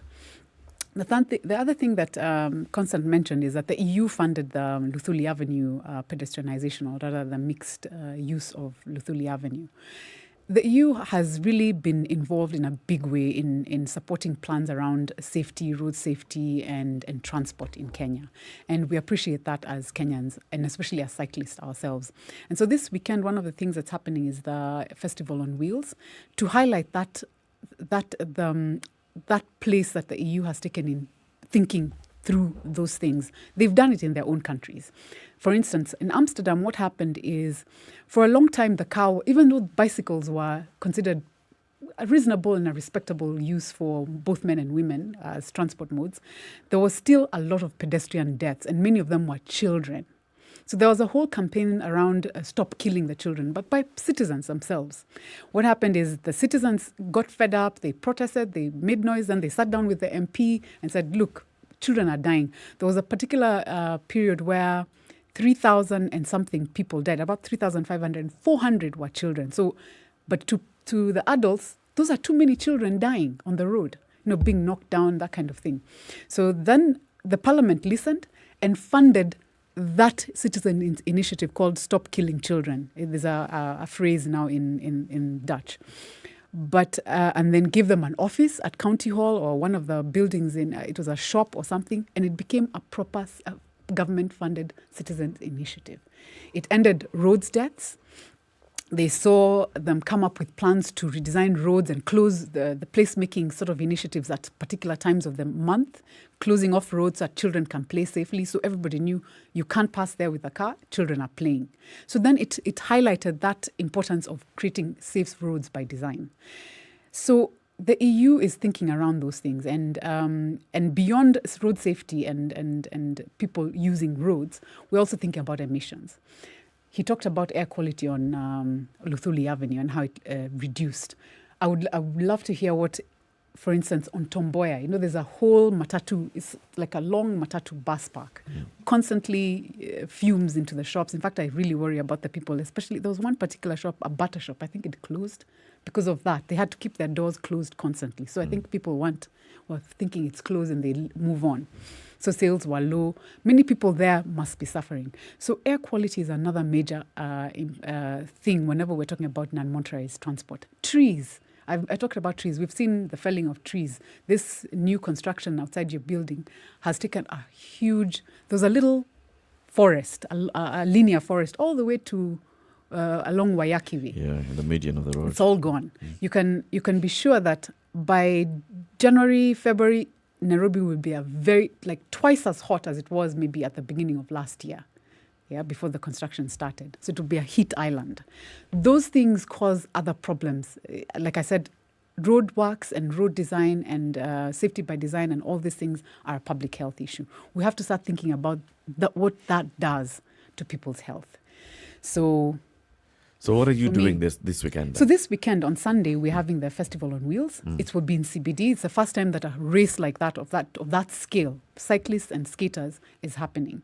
So the idea is to highlight and elevate the conversation around emissions and air quality and promoting sustainable transport. So thinking around how can we elevate the use of a bicycle, the way they did in Amsterdam, the way they did in all those countries. Those countries were car cities. Okay. Yeah, car-centric but you're cities. choosing the least busy day of the week. The least busy days because we don't want to cause and maximum then you're going disruption. to town. Yes. And cycling and what else? Roller skating. Skating, yeah. So we'll start with the skaters race. They'll do their dash across right around the perimeter of the city, Moi Avenue, University Way, do a couple of laps and come back to KICC. But the idea is to just take over CBD for just those few hours when it's least, we're car-centric. We have to remember that we're car-centric. We don't want to cause a lot of disruption, but we still want to elevate the discussion around why it's important to promote sustainable transport. And then what next now after Sunday? After Sunday, we don't know. We're hoping to take, probably next year we'll take it to Kisumu. Next year, the other following year, probably take it to Mombasa. No, I mean within Nairobi. Within Nairobi. So once you've done this, you've highlighted, and people have come and there's a celebration of cyclists and all. Where does the conversation go? We're hoping that the conversation now will take us back to people like Consent Cup, bringing people like Consent Cup to the table, and then working on more concrete plans to expand the concept of Muthui Avenue across the city and into the neighborhoods. The idea should be, the other day somebody said Kiambu Road was so congested. It's like people just come to park in the morning. Before we started the show, they come, you mentioned Kiambu Road was chock-a-block and a few other corridors. Why can the conversation about expanding Kiambu Road be about then adding cycle paths? People who live in Tindigua, wherever, I'm sure they own bicycles, but they never use them to come into CBD. And even when you put a pedestrian, the cycle path along Ngong Road, how does it connect to the one on Thika Road? Around the Muthaiga? It kind of ends around Ngara, the one that... How does it connect to CBD so that then people can continue their journey? Somebody has made a comment as we conclude the conversation and say goodbye to KTN. that the issue of cycling in Nairobi is actually divided across the extremes. Yes. On the one hand, it depicts poverty. Yeah. Someone cannot afford a vehicle, cannot afford to take a matatu, so they have a bike. Yeah. And the other extreme, it depicts wealth. So someone can afford, they buy or health enthusiasts. A mountain bike. They're also wealthy. They can buy a mountain bike, walk into a shop and road spend bikes some 20K. No, 150K. There are people riding 150K So bikes. those extremes. Now, how do you bring those two extremes together and show that this is actually a public issue and not just, let's do for us the bike areas around our areas, because Kiambu Road coming into town. I once did a count of cyclists on Komarok Road, Dandora, and within 1 hour we counted 100. There you go.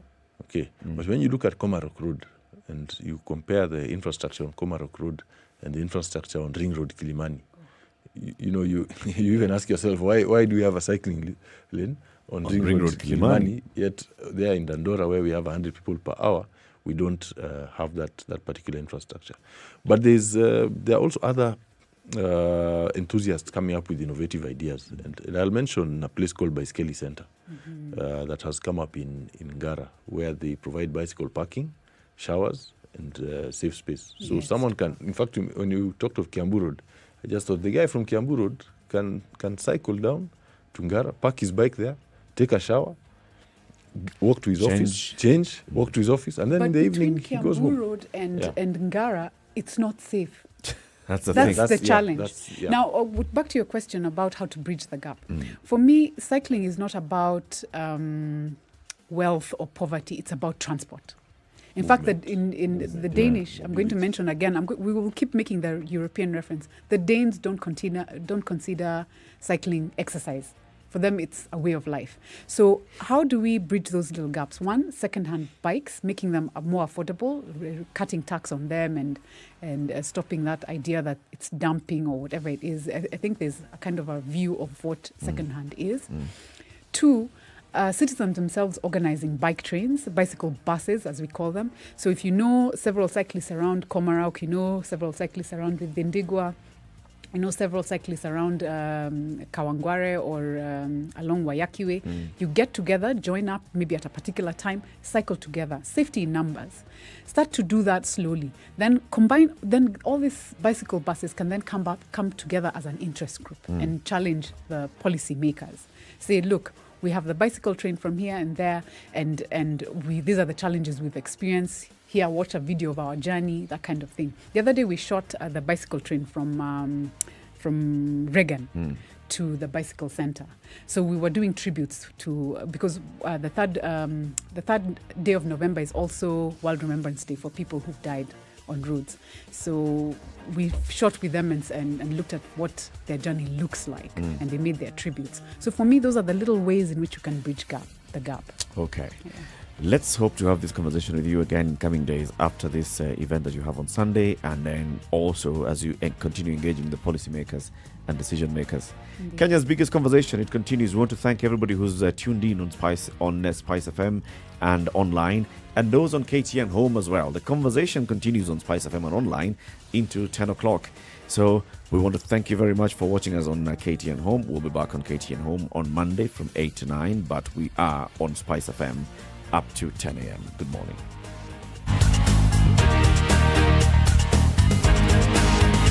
This is the Situation Room, the only way to start your day. Spice up your life. Forgiveness is always conditional. Even before God, there's nothing like unconditional forgiveness. Government doesn't pay you pension until you retire. In fact, they have no money for you. The day you retire, they look for it. This country is punishing many young people.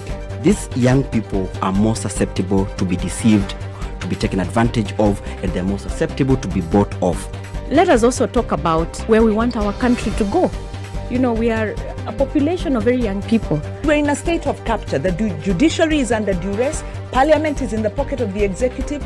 You don't sit and wait for the regime to topple itself. It will never do so. By the way, let me tell you, these guys are so persuasive. I'm telling you, they can persuade you to sell your grandmother. I'm telling you, they can sell sand in the desert. Ceci, has anybody on this program said to you as a guest, say, "Oh, shut up, we don't want to be told what to do"? Has you ever that kind of... Has anybody been I will not listen. a bit of advice? Because you're working on the premise that we should all pay heed to these proverbs. It's a very suspect notion. This is the Situation Room, the only way to start your day. So it's coming up to the top of the hour, Kenya's biggest conversation. It continues in the next hour. So we were having a conversation with Velma Kiome, Transport Justice and Commuter Cycling Advocate, and Constant Cap, Senior Product Manager, who at Code for Africa, who's also a cyclist, an urban planner, and a researcher.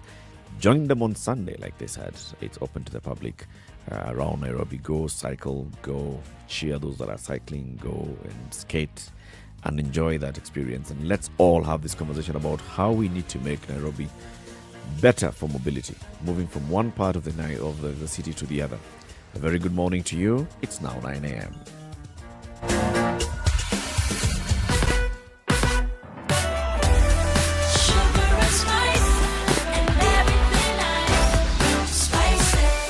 Spice up your life.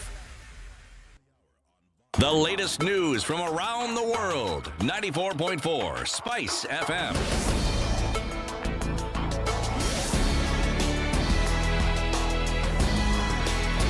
This is Newswire. Dennis Aseto. The National Treasury is expected to seek the approval of MPs to spend an additional 124 billion shillings in the financial year closing in June next year as part of a secondary budget. The draft budget policy statement has preempted the first supplementary budget for the 2021-2022 fiscal year, which will drive up expenditure and net lending to 3.154 trillion shillings from an approved budget of 3.030 trillion shillings. Recurrent expenditure is expected to rise to 2.072 trillion shillings from the 1.992 trillion shillings on the back of increased interest payments on local debt. Now, 26 million people suffer from malnutrition in the Horn of Africa. According to a report by IGAD and the World Food Programme, this is due to the long dry season, a situation that is likely to be witnessed next year. According to the report, immediate action should be taken to prevent deaths that may occur due to malnutrition. Drought is evident in many parts of the country, Somalia and Ethiopia. The report also notes that the last rainy season this year delayed, which will contribute to poor yields and lack of pasture for livestock, thus affecting food security in the country. It should be noted that the agricultural sector was also affected by COVID-19 and locust invasion. A man has been arrested for allegedly attempting to rape his 86-year-old grandmother in Makueni County. According to the Directorate of Criminal Investigation, the suspect Stephen Muthala from Kalongo sublocation was apprehended soon after fleeing the crime scene when the elderly woman raised an alarm. The DCI explained that the suspect had crept into his grandmother's bed, grabbed her by the neck, covered her mouth before attempting to perform the hideous act. Police say that before fleeing, the perpetrator clobbered his granny's leg with a chair, leaving her in pain. The suspect is set to be arraigned in court today. The National Transport and Safety Authority (NTSA) in the Coast Region has urged drivers to be vigilant on the road during the festive season. Area Manager Eva Nyawira says that in December, the area is expected to be heavily congested following an increase in the number of people visiting for holiday. In a statement, she urged drivers to adhere to traffic rules. The Mombasa, Malindi, Kwale, Diani highways are among roads that have recorded the highest number of road accidents. According to figures from the NTSA and the Police Service Commission, victims of road accidents are pedestrians and motorcyclists. Deforestation in Brazil's Amazon rainforest has hit its highest level in over 15 years, according to official data. A report by Brazil's Space Research Agency found that deforestation increased by 22% in a year. Brazil was among a number of nations who promised to end and reverse deforestation by 2030 during the COP26 climate summit. The Amazon is home to about 3 million species of plants and animals and 1 million indigenous people. It is a vital carbon store that slows down the pace of global warming. And Storm's women's basketball team head coach Abelson believes his side will win both their remaining fixtures against Kisumu Ladybacks for a top 5 league finish. Storms are currently placed 8th on the standings with 21 points, and winning both matches will see them climb 3 places into 5th. That would set them up for a quarter-final playoff against UON Dynamite. And Denmark's football team are instituting a series of measures to shine a spotlight on human rights issues in Qatar after qualifying for the 2022 World Cup to be held in the Middle East country. Denmark has already sealed automatic qualification last month after topping their group with 9 wins and played their last qualifier on Monday. The DBU said their 2 training kit sponsors will make a way for messages critical of Qatar, while they will also minimize the number of trips to the country to avoid commercial activities that promote the World Cup host events. This is Newswire. Dennis Aseto.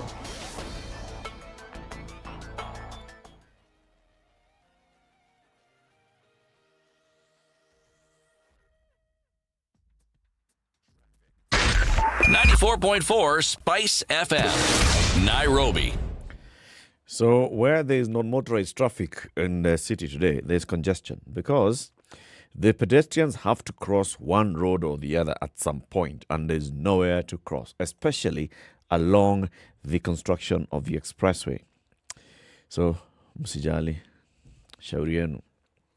Now, how's it looking like heading towards town on Mombasa Road? It's busy at Imara Daima. It's also getting busy outside the Standard Group Center, heading towards town. But then when you get to the Southern Bypass Junction, it starts flowing smoothly from there. Langata Road is not so bad today, by the way. We've seen worse days, but it's busy from the Southern Bypass interchange, that's Nairobi Dam Estate area, getting down towards T-Mall. And then Raila Odinga Way, also very busy as you approach City Stadium, not City Stadium, but City Mortuary roundabout. What's happening at City Stadium, now that I mentioned it, it's not so bad, but Landis Road Junction into Haile Selassie Avenue, very busy. Thika Superhighway is not so bad for this time of day, on this time, this day of the week, but it then starts easing off into Muranga Road. Globe Cinema roundabout is very smooth. The Museum Hill interchange is very smooth, but the roads getting into town, that's Uhuru Highway, are the ones that are busy.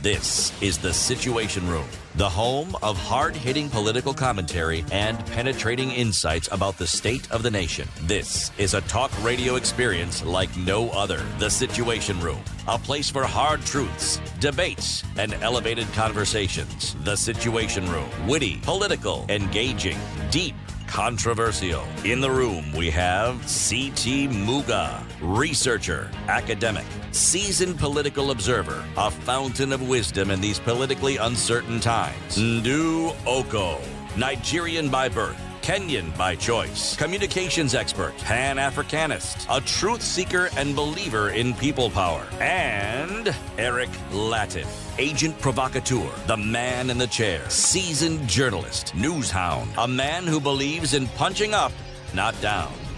This is the Situation Room, the only way to start it is your 7 minutes after 9. Good morning. If you're just joining us, this is Kenya's biggest conversation. It's the Situation Room on SpiceFM, broadcasting on around the country, Nairobi, Mombasa, Kisumu, Nakuru, Eldoret, Nyeri, Malindi. And we've seen a number of complaints about our signal in Nairobi and the issues about the strength and interference somewhat in some areas. Our engineers are on top of this. They're looking into it, all right? And thank you for all that feedback. Also, we are live streaming the show on SpiceFM KE on Facebook, on YouTube, and on Twitter. CT has the day's proverb.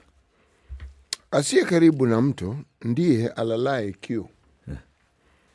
The one who is not near a river sleeps thirsty. Mm-hmm. One who is not near a river sleeps thirsty.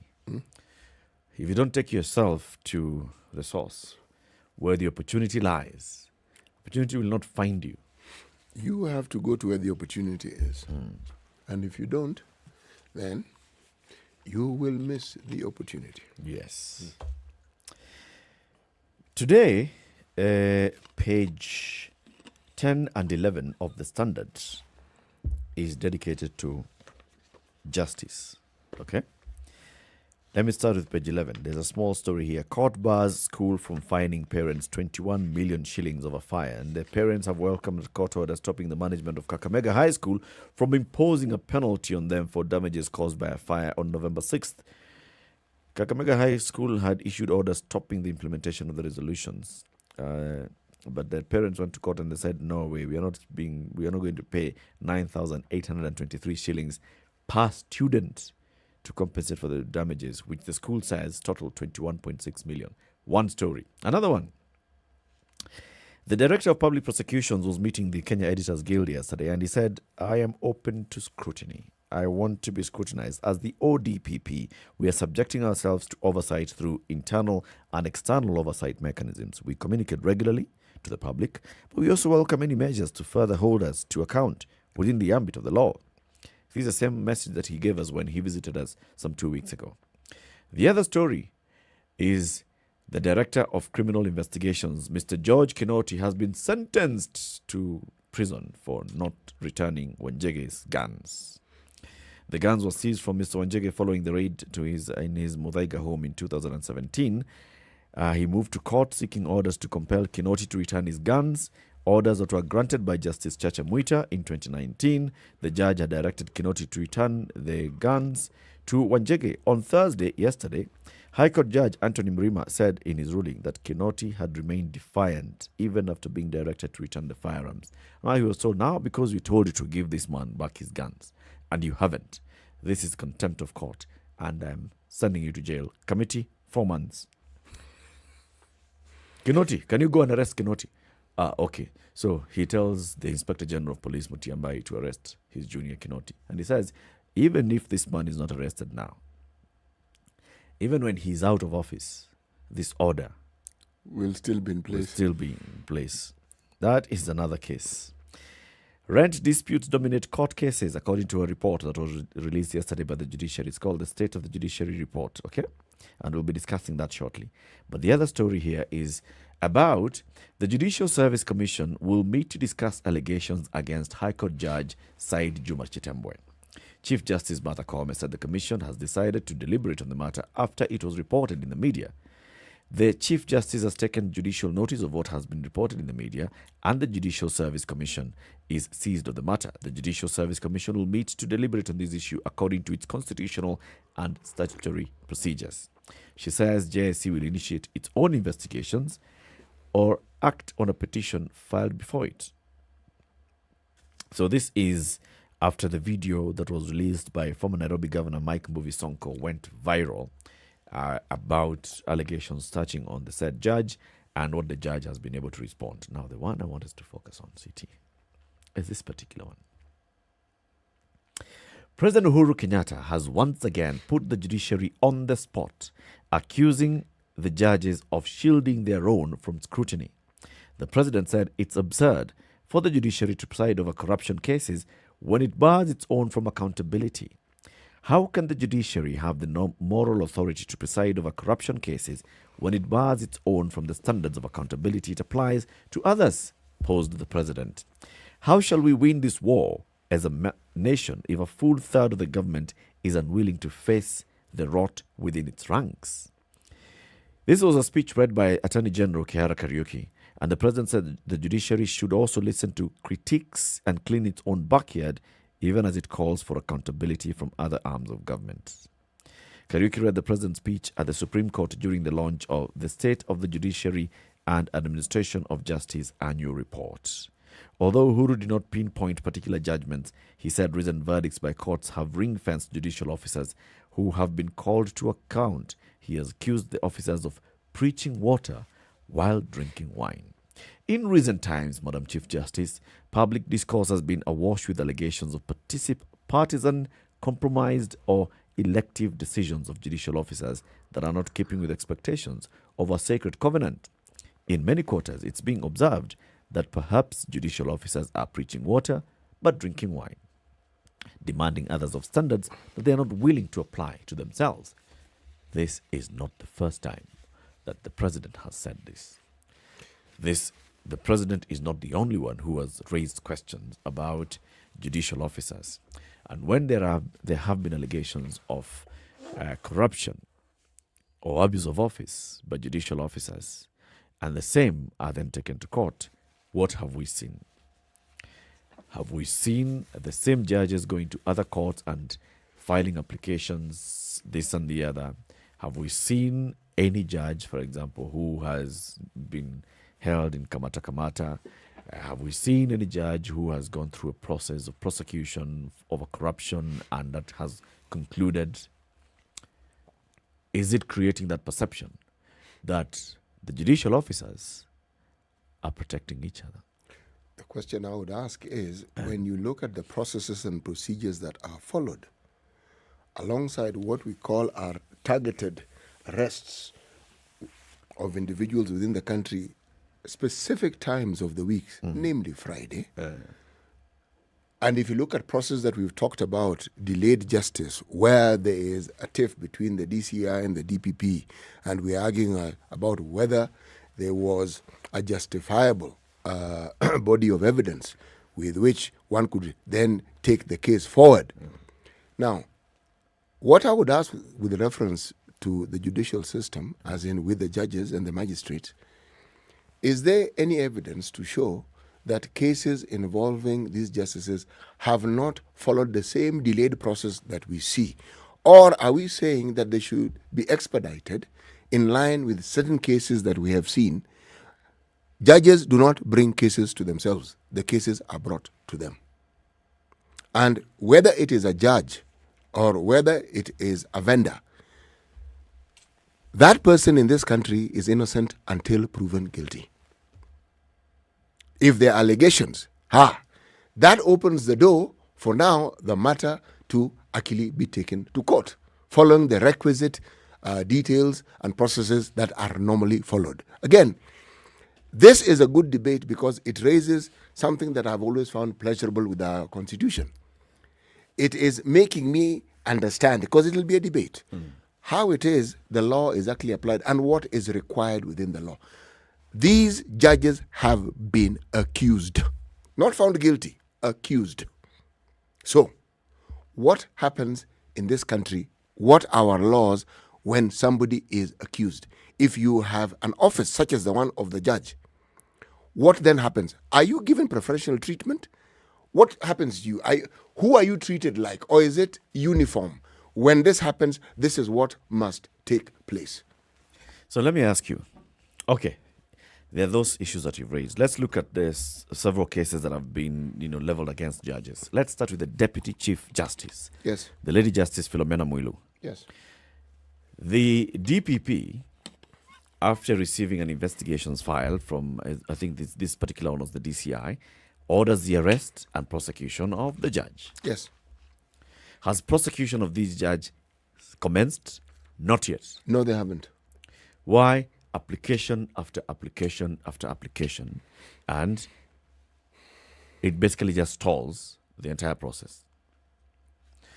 The DCI the other day went to investigate allegations and intelligence that they had about corruption in the corridors of justice involving two particular judicial officers. They went into the offices of Justice Agri Muchelule and they went into the office of Justice Said Juma Chitembwe. The DCI says that we had intelligence and this is what we found. What did we see the judges do? They have gone to court, they've applied, said this and the other. Has a case begun? No. The tiff currently between the Office of the Director of Public Prosecutions and the Office of the Director of Criminal Investigations with regards to a particular murder trial over the death of the Dutch businessman Tob Cohen is touching on a judge. Where the DCI says, I have information that a certain judge may have been involved in a process that led to this person's death. The DPP says, just give me credible stuff that I can take to court with. Okay?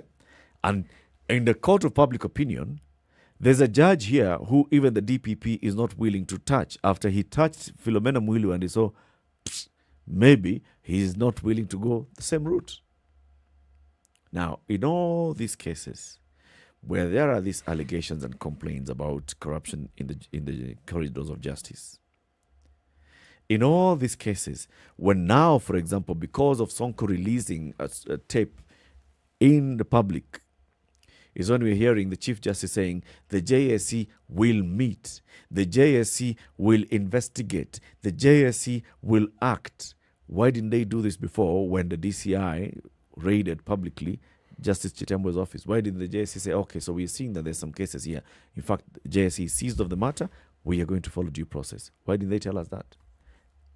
Maybe that's a perception that is created, that from the Judicial Service Commission to the chambers of court, there is a scheme to protect one another. And when the president says this, you people are preaching water and drinking wine.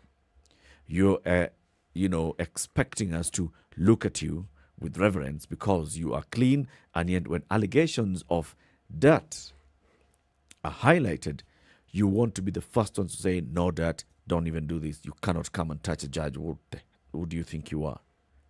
That's it. It's a perception issue. And I think when the president says this, he's playing on the public perception. You know, the law and how it works and understanding how it really works doesn't just depend on the outcomes that we read, but on whom the outcome befalls and how it is we understand that outcome to be. How many times have the judicial services been blamed for witch hunting, saying, we know this is happening simply because. How many times have we had situations in this country where someone is arrested and it is insinuated that it is for political reasons? One doesn't bother to pause and say, but is it possible that this person has actually been arrested for something that they actually did? No. The narrative that dominates that particular situation. They did it. We had a situation where a certain MP by the name of Aluke was, forget arrested, sentenced. Yeah. The matter went to appeal. Did it not? Yeah. Is that man in jail? No, he's not. He's still an MP? Yes. So, the perception again is not just with the judicial system. The perception is that anyone who is in a position of power in this country can subvert the law. If you want to take this argument to its logical conclusion, that would be it. Because starting with the judges. Starting with the judges and ending up with the president. And I'm going to say why. Anytime somebody is mentioned and the mention is that this person is close to the president is the one who's actually being mentioned. If there was that proximity had not been established, they would just be an ordinary Kenyan doing something ordinary that other ordinary Kenyans do.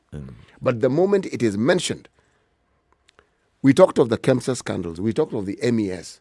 Somewhere along the line, there were mentions of individuals who had associations with the president. Okay? Now, is it that we have this game that we've crafted and we have institutionalized and we've painted it in Kenya? Pass the buck and pass the blame. Okay? Depending on who you are and where you are. And what time of day it is. Yes, time of day is really very important, especially if it's midday and the sun is right up in the sky and it's hot. The whole conversation changes. So, if it is you and those who are close to you, then it is a witch hunt. But if we just narrow it down, let's just narrow it down to this particular instance where the president has said it more than once with regards to the judiciary. We have seen issues of the judiciary before. So there was a Ringera report that was spearheaded by the then Chief Justice, what was his name? Gisheru. Okay. Ringera. The late Gisheru. The late Gisheru.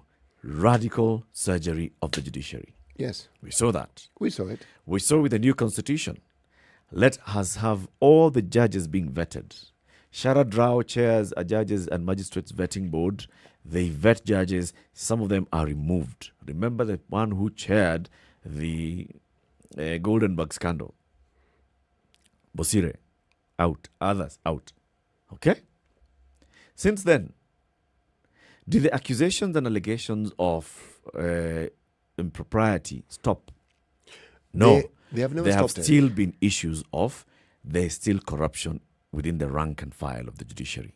Now, what did we expect to see? We expect to see that the chief justices who come in, from Mutunga to Maraga to Kome, take action. You chair the JSC, you have more constitutional power and authority, you have something, take action and show us that, you know what, we are not tolerating any whiff of corruption in our corridors. Welcome the investigating agencies. Yes, we saw the other day the Chief Justice welcomed the EACC to come and just audit their systems and all. You can say that is a move towards trying to identify the weak points that allow corruption to thrive and seal those loopholes. But what are you doing about the judicial officers who have publicly been accused of corruption? You know, when you ask it that way, specifically with the judicial system, and you're talking about Justice Busiri, you're talking about Sharad Rao, you cannot look at those individuals and not look at the times in which they plied their trade. And what role such individuals played. Because if you look at them and you take it back to, say, Chief Justice Chunga, I mean, just go along that line.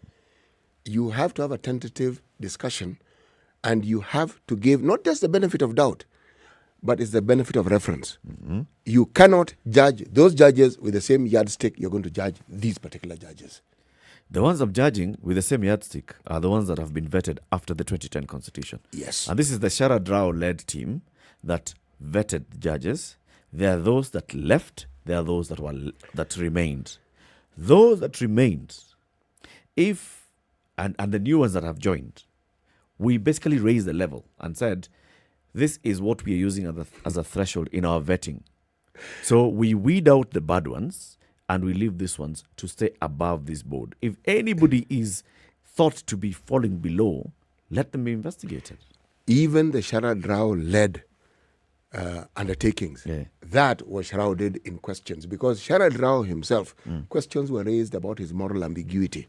And what are those? They were raised. Surely, what are those? They were raised at the time when he had the high-ranking office, the things that he didn't do, the things he ought to have done and didn't do. And there were questions. What am I saying here? I am saying you take that discussion up to the point where Nancy Baraza, the Deputy Chief Justice at the time, lost her job. Over what exactly? A small matter of how to deal with the public. Precisely. Yes. Her job went. And at that point, because of the just concluded vetting, where all of our eyes were on, we want now to make sure that we have a clean judiciary that we can all trust.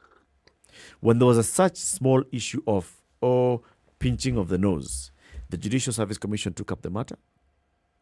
The matter was investigated. You see, it was taken up just because some member of the public has said, I feel I have been disrespected by somebody who is a Deputy Chief Justice. Now imagine an investigative authority mandated by law investigates and says, we feel that there are questions that a Deputy Chief Justice should respond to. A Director of Public Prosecution, with the full power and force of the Constitution, orders the arrest, orders the prosecution, and then you see now the games being played. Technicalities here and there. You have to question yourself and ask yourself, wait a minute.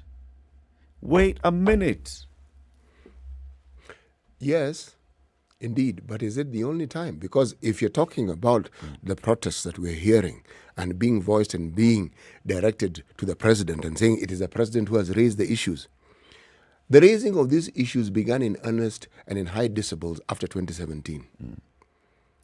That Supreme Court ruling unleashed all manner of utterances. And one could argue it is at that point in time when the discussion about the relationship between the executive and the judiciary took a thorny turn.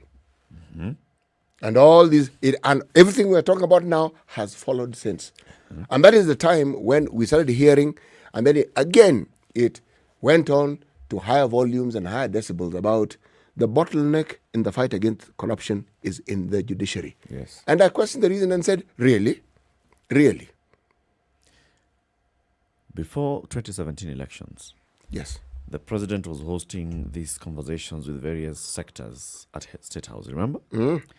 And it was during that one session which was discussing justice and the fight against corruption, where we had an Attorney General, we had a DPP, we had an EACC boss, we had a DCI, all in a panel.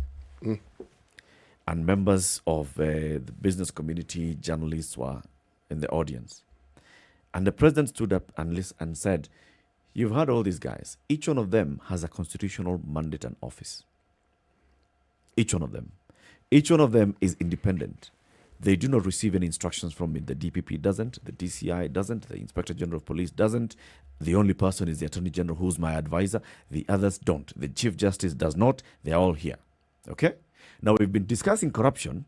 There are all these cases. I personally received a report from EACC, and I said, yes, if these people are serving in my government, let them step aside. You now take it up with the DPP, take them to court. Where are those cases? He was asking them, where are those cases? Where have you progressed with those cases? And that's when the president said, sasa mnataka nifanye nini? This was before the Supreme Court ruling. He was like, here I am. I am not the one who's controlling any of these people. But the fight against corruption seems not to be moving. It's just stuck between these offices, not the office of the president.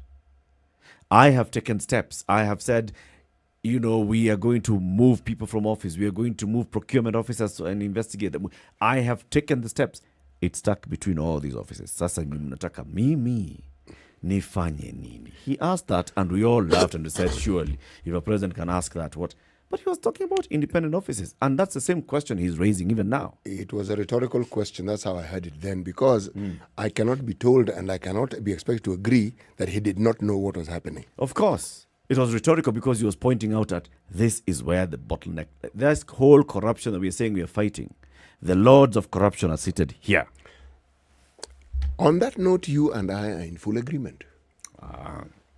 So let's take a break then at 6:30 on this very happy note before we come back and see. No, it's 9:30. 9:30. Yeah, man, it's been a long week, brother, but it is okay.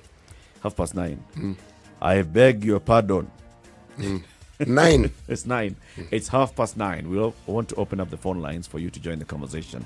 0719-012-600. Do you agree with the president that the judiciary, judges are protecting own judges, and judges and magistrates are protecting each other against accusations of corruption? Do you agree with the president when he says this? Because it's not the first time that he's saying it. He repeated it yesterday. Good morning. This is the Situation Room, the only way to start your day. Spice up your life. 24/7 around the world, non-stop. This is SpiceFM. Bro, na si watu wamejenga manyumba hii area. Kwanza angalia ile. Are you seeing that roof? That color? Sio ni nyumba mpya? That's not a new house, bro. That's a CoverMax roof. CoverMax? CoverMax. It's more than just a roof. It's color that lasts. Ukiweka, umeweka. So whose new house is that anyway? Really nice. Niangu. How's that possible? Good choice from me. CoverMax didn't let me down. It's good to have a long-lasting roof when you have a family, you know? CoverMax roofing sheets with advanced color coating technology. A quality product from Mabati Rolling Mills. What makes a man? I had an advertising job that was toxic. It was difficult. I'm not saying the people were toxic. I don't think anyone is inherently toxic. Don't ever let someone's perception of you become your reality. How do we navigate through career, family, and life? I was an average kid. I wasn't a poor student. Examining what defines a man. We derive our identity as men based on external factors, on things that people can be able to see. A space for men to open their experiences and more. Starting Thursday, 18th November on the Standard Digital YouTube and Facebook page. Hosted by Eric Latiff.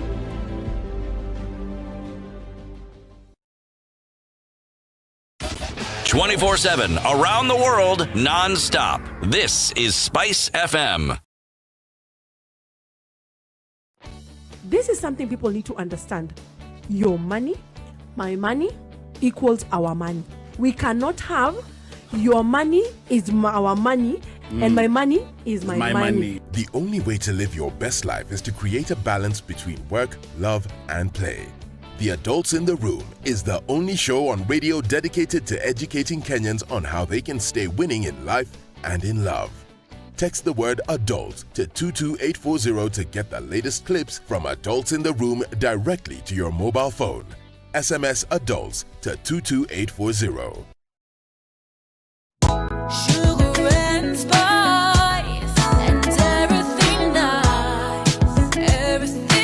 You want to know about the weather? Okay, so let me tell you about the weather. It's not going to rain anywhere in Nairobi. It's just going to be a cloudy day in Nairobi and highs of 26. However, if you're in Mombasa, expect some light rain at 32. Similarly, if you are in Malindi, expect some light rains and temperatures will hit a high of 31. It's currently 30 degrees in Malindi and in Mombasa. Nyeri, cloudy day at 26. Nakuru, sunny day at 28. Kisumu, sunny at 31. Eldoret, sunny at 25. Kakamega, sunny at 30. Kampala, sunny at 29. Dar es Salaam, light rain at 32. So the entire coastal strip of the East Africa is basically experiencing some light rain. Kinshasa, DRC, sunny day at 33. And Lagos, Nigeria, cloudy at 32. Kampala, Uganda, I've just said, is sunny at 29. Now in Beijing, China, it's starting to dip. It's now sunny as the sun starts to set, and then it'll drop to 3. London, cloudy day at 14. New York will be waking up to a cloudy day at heat highs of 11. Paris, France, cloudy day at 11. And Johannesburg, South Africa, it's a mostly cloudy day as well at 28.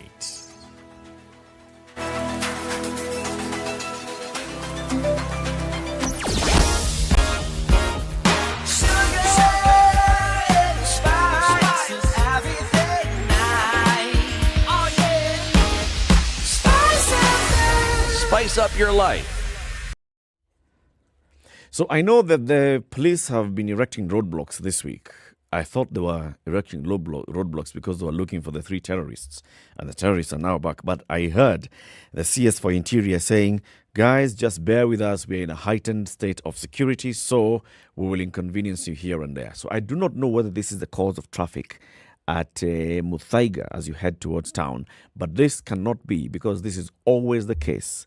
The junction between Kiambu Road and Thika Superhighway at Muthui into Pangani is always a problem. I do not know. I think the authorities need to look into what causes this traffic and how can it be sorted. Because as you move, you get into the underpass. Wangari Maathai Road is moving and Muranga Road into town in Tungara is moving. So the only problem is how Kiambu people are joining the Thika Superhighway. That's a problem. Now, coming towards town, Limuru Road is busy in both sides. But then as you enter town, there's some traffic issues on Uhuru Highway into town, and then roads within town, like Haile Selassie Avenue, like roads inside town. Moi Avenue is busy. Kenyatta Avenue is busy. Accra Road is busy. Accra is the one we renamed. It's the Matiba Road, eh? Yes. Ah, yes. So all these roads are now pretty busy within the CBD.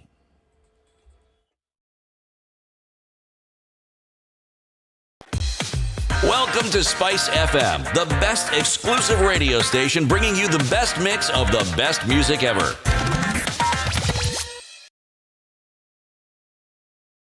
Mature, intelligent talk every morning. Spice up yourself.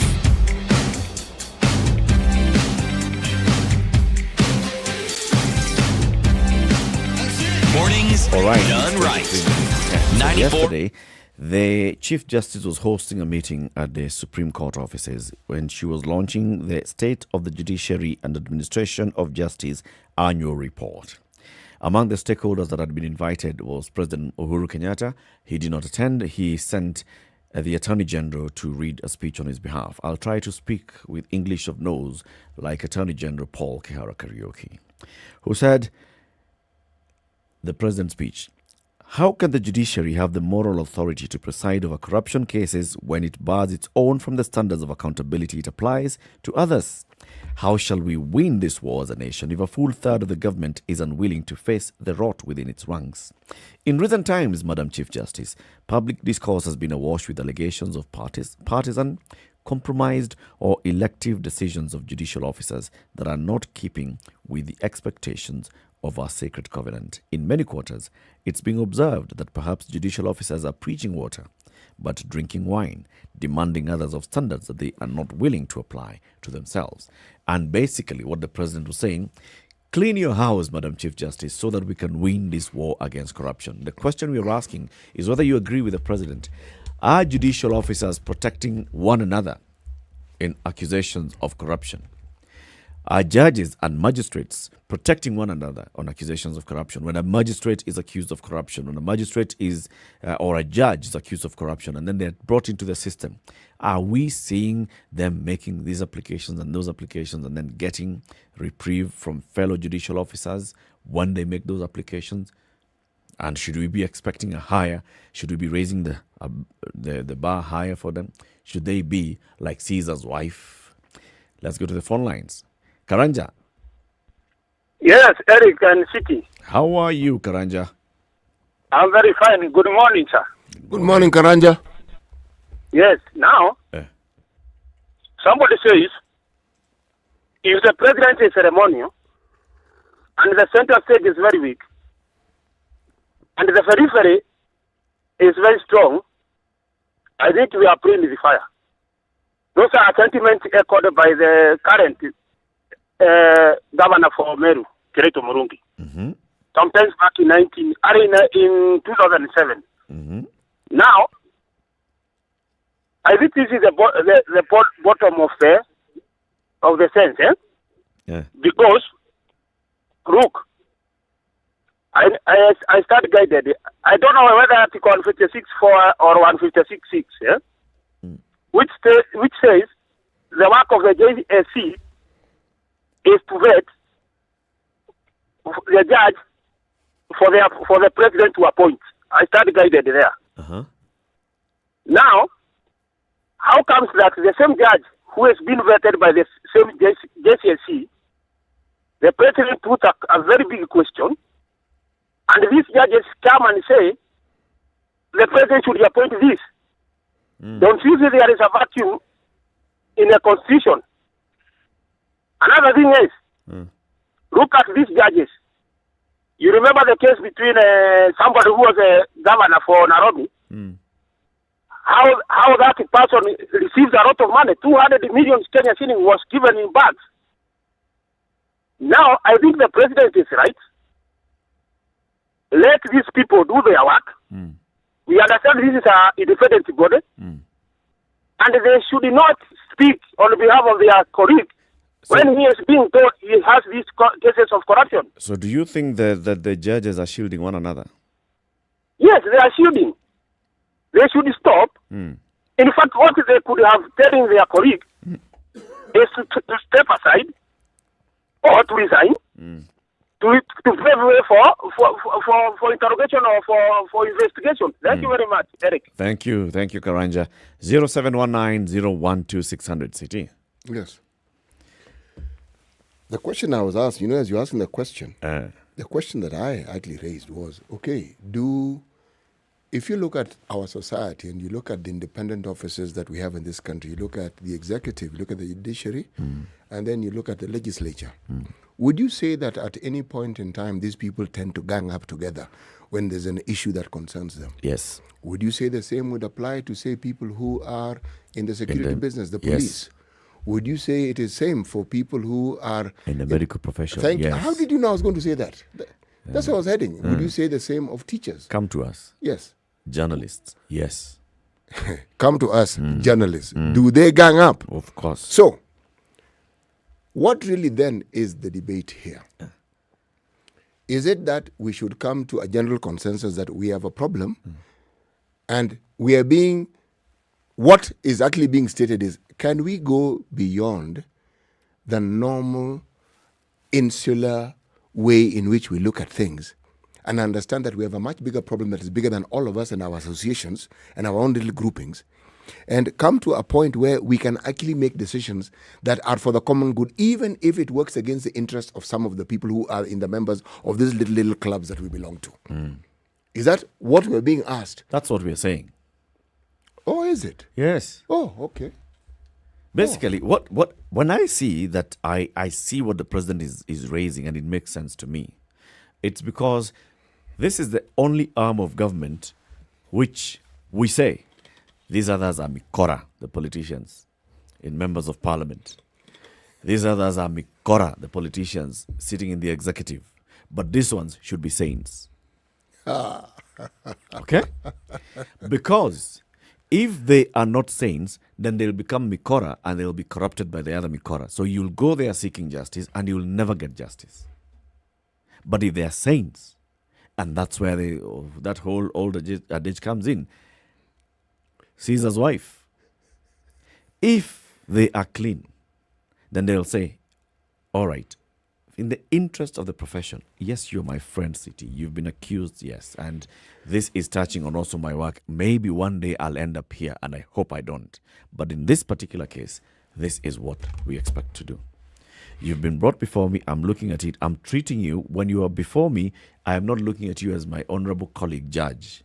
I am looking at you as accused or as litigant. You have applied.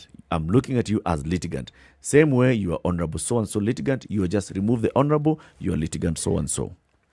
I am treating the case that way. Is there merit in your application? Is there merit in the opposing side's application? And I look at the law, I apply the law. I will blind myself. And that's why that girl is it a girl or a boy who holds the scales outside the judiciary? It's a lady. The lady is blind. Eric, the alternative to what I asked previously was going to be this. Or is it that all the arms of government and the citizens of this country have been touched at one point or the other with corruption? So that the debate here is not whether we're dealing with corruption or not, but whether we're dealing with levels of corruption. And we're saying, look, folks, there's a level at which we shouldn't really accommodate this. Yes. Okay? We understand that there are certain things that you can look the other way for. We understand there's some things you can come to an understanding about. Yes. We understand all that. But there are certain things which touch on the very center of our being that we cannot compromise on. And when it comes to that, please, let's not play these games. Meaning, we all understand how the games are played. Yes. We all do. We all understand that favors can be done. We all understand, but there are matters on which we shouldn't bring these accommodations that we have allowed into the system. I couldn't have put it any better. Thank you. Zachary in Nakuru, good morning. Oh, good morning. Good morning, guys. How are you? I am happy. I'm happy that we have ended the week well. And generally that, when I've got some money in my pocket, you're happy. I am happy. I'm happy, given that I come from the mountains. And we are happy for you, Zachary. Thank you, buddy. Now, let me say this, yeah? First of all, I congratulate the government of Kenya for having actually caught the escapees, yeah? Yeah. And let me tell you, I told you yesterday that these guys have got very long hands, and you are not supposed to test the metal, as you are trying to now make me do, yeah? These guys can catch even, if you contract them when they are not on duty, they can even catch a cheating partner in the morning, very early in the morning. They'll do it as long as you give them money. Let's talk about the judiciary. Now, let me say this. Generally, I'm not particularly going to talk about the judiciary, Mr. Eric, but let me talk about the Constitution.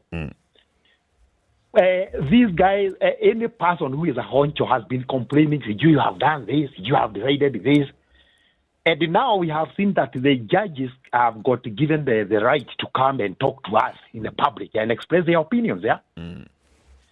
Let me tell you, when you disturb a river, I come from where we have got the ridges and they are down there rivers, yeah? If you disturb it, finally it will go back to its normal vent, yeah? And this is what is happening. Look, who would have thought that a sitting DCI, yeah, would be sentenced to jail, although I don't wish him to go into jail because he is a good man. I believe he's a good man. Actually, he's a gentleman, yeah? I don't wish him to go to jail, and I hope that he is going to appeal and win.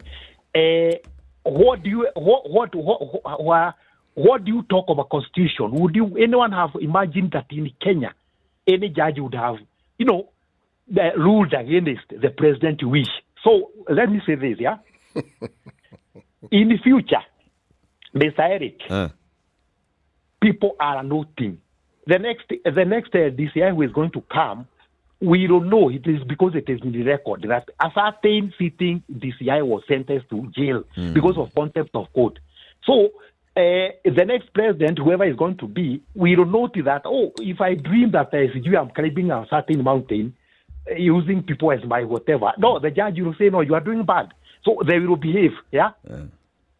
Actually, the person who is implementing the constitution in the right way is the judiciary, okay? Okay. Because are they shielding each other though in their whole application of the constitution? Are they shielding one another? I told you this last time, yeah? Before I finish, yeah? People are trying to complain that Sijui Matiang'i is campaigning against the government. I mean, he's campaigning for the government's policies, and the governments prefer the candidate, yeah? And I told you people that there is the Matiang'i, the person, and there is Matiang'i, the CS for Kenya, yeah? Matiang'i, the person, if you rub him the wrong way, he will even tell you in typical Kisii, what Nyeri, okay? He will tell you that because now he is the Matiang'i, the person.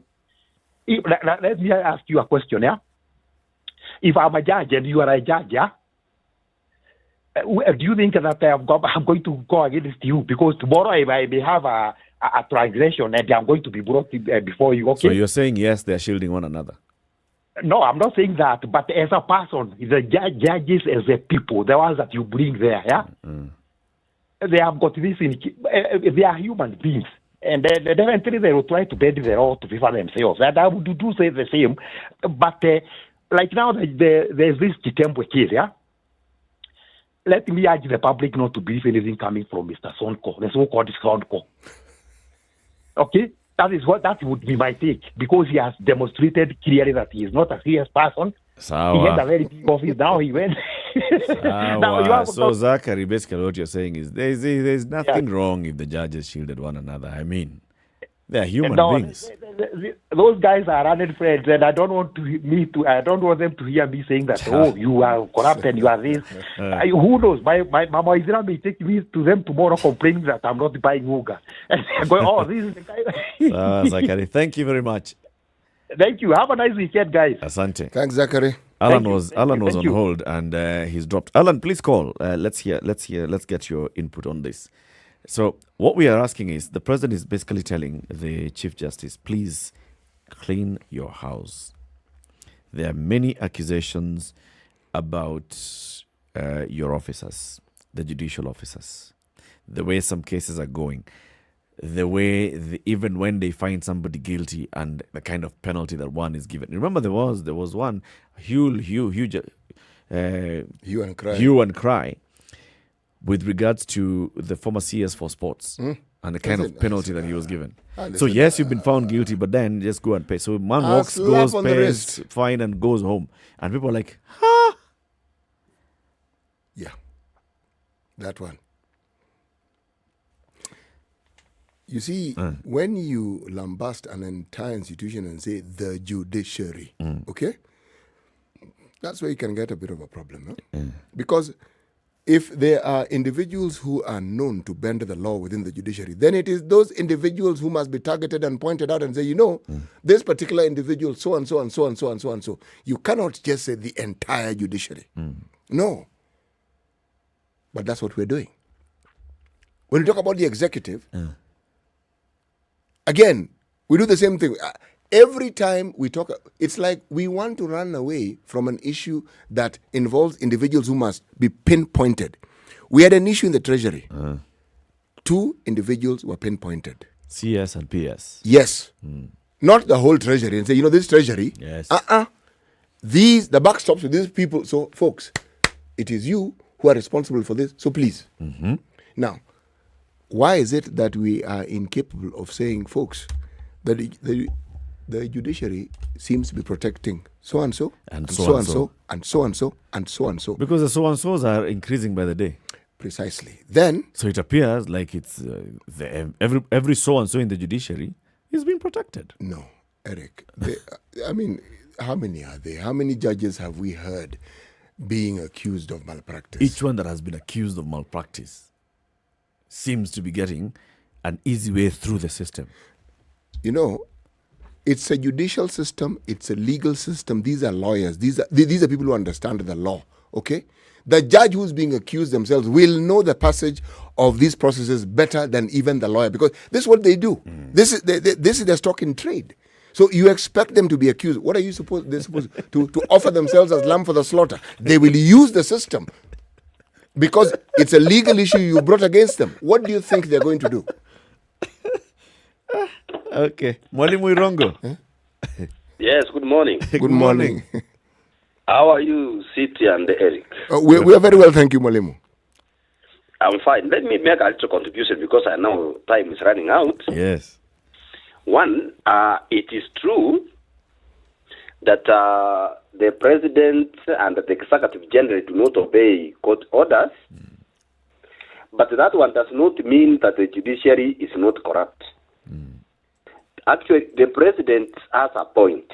The only thing he's not doing, and the DPP, the DCI, the Attorney General, and whoever is supposed to tell us, what they're not telling us is who are these that are being protected. And why? Because and why? Because, Eric, as you pointed out from the beginning, it cannot be that every other procedure, the legal procedure against the judge must be halted somewhere, and then because another court order is given, this one cannot be investigated, this one cannot be arrested. It cannot be that none of them is going through the judicial process as it were. So, what the CJ needs to do is to get a little bit more serious and even look at those files and tell us, no, wewe nenda kotini. This court order is not the right one. Because one thing I'm very sure of, if certain people who have been targeted unnecessarily have been exonerated, or rather had their cases terminated, those are judges I'm talking about. But because they may also end up,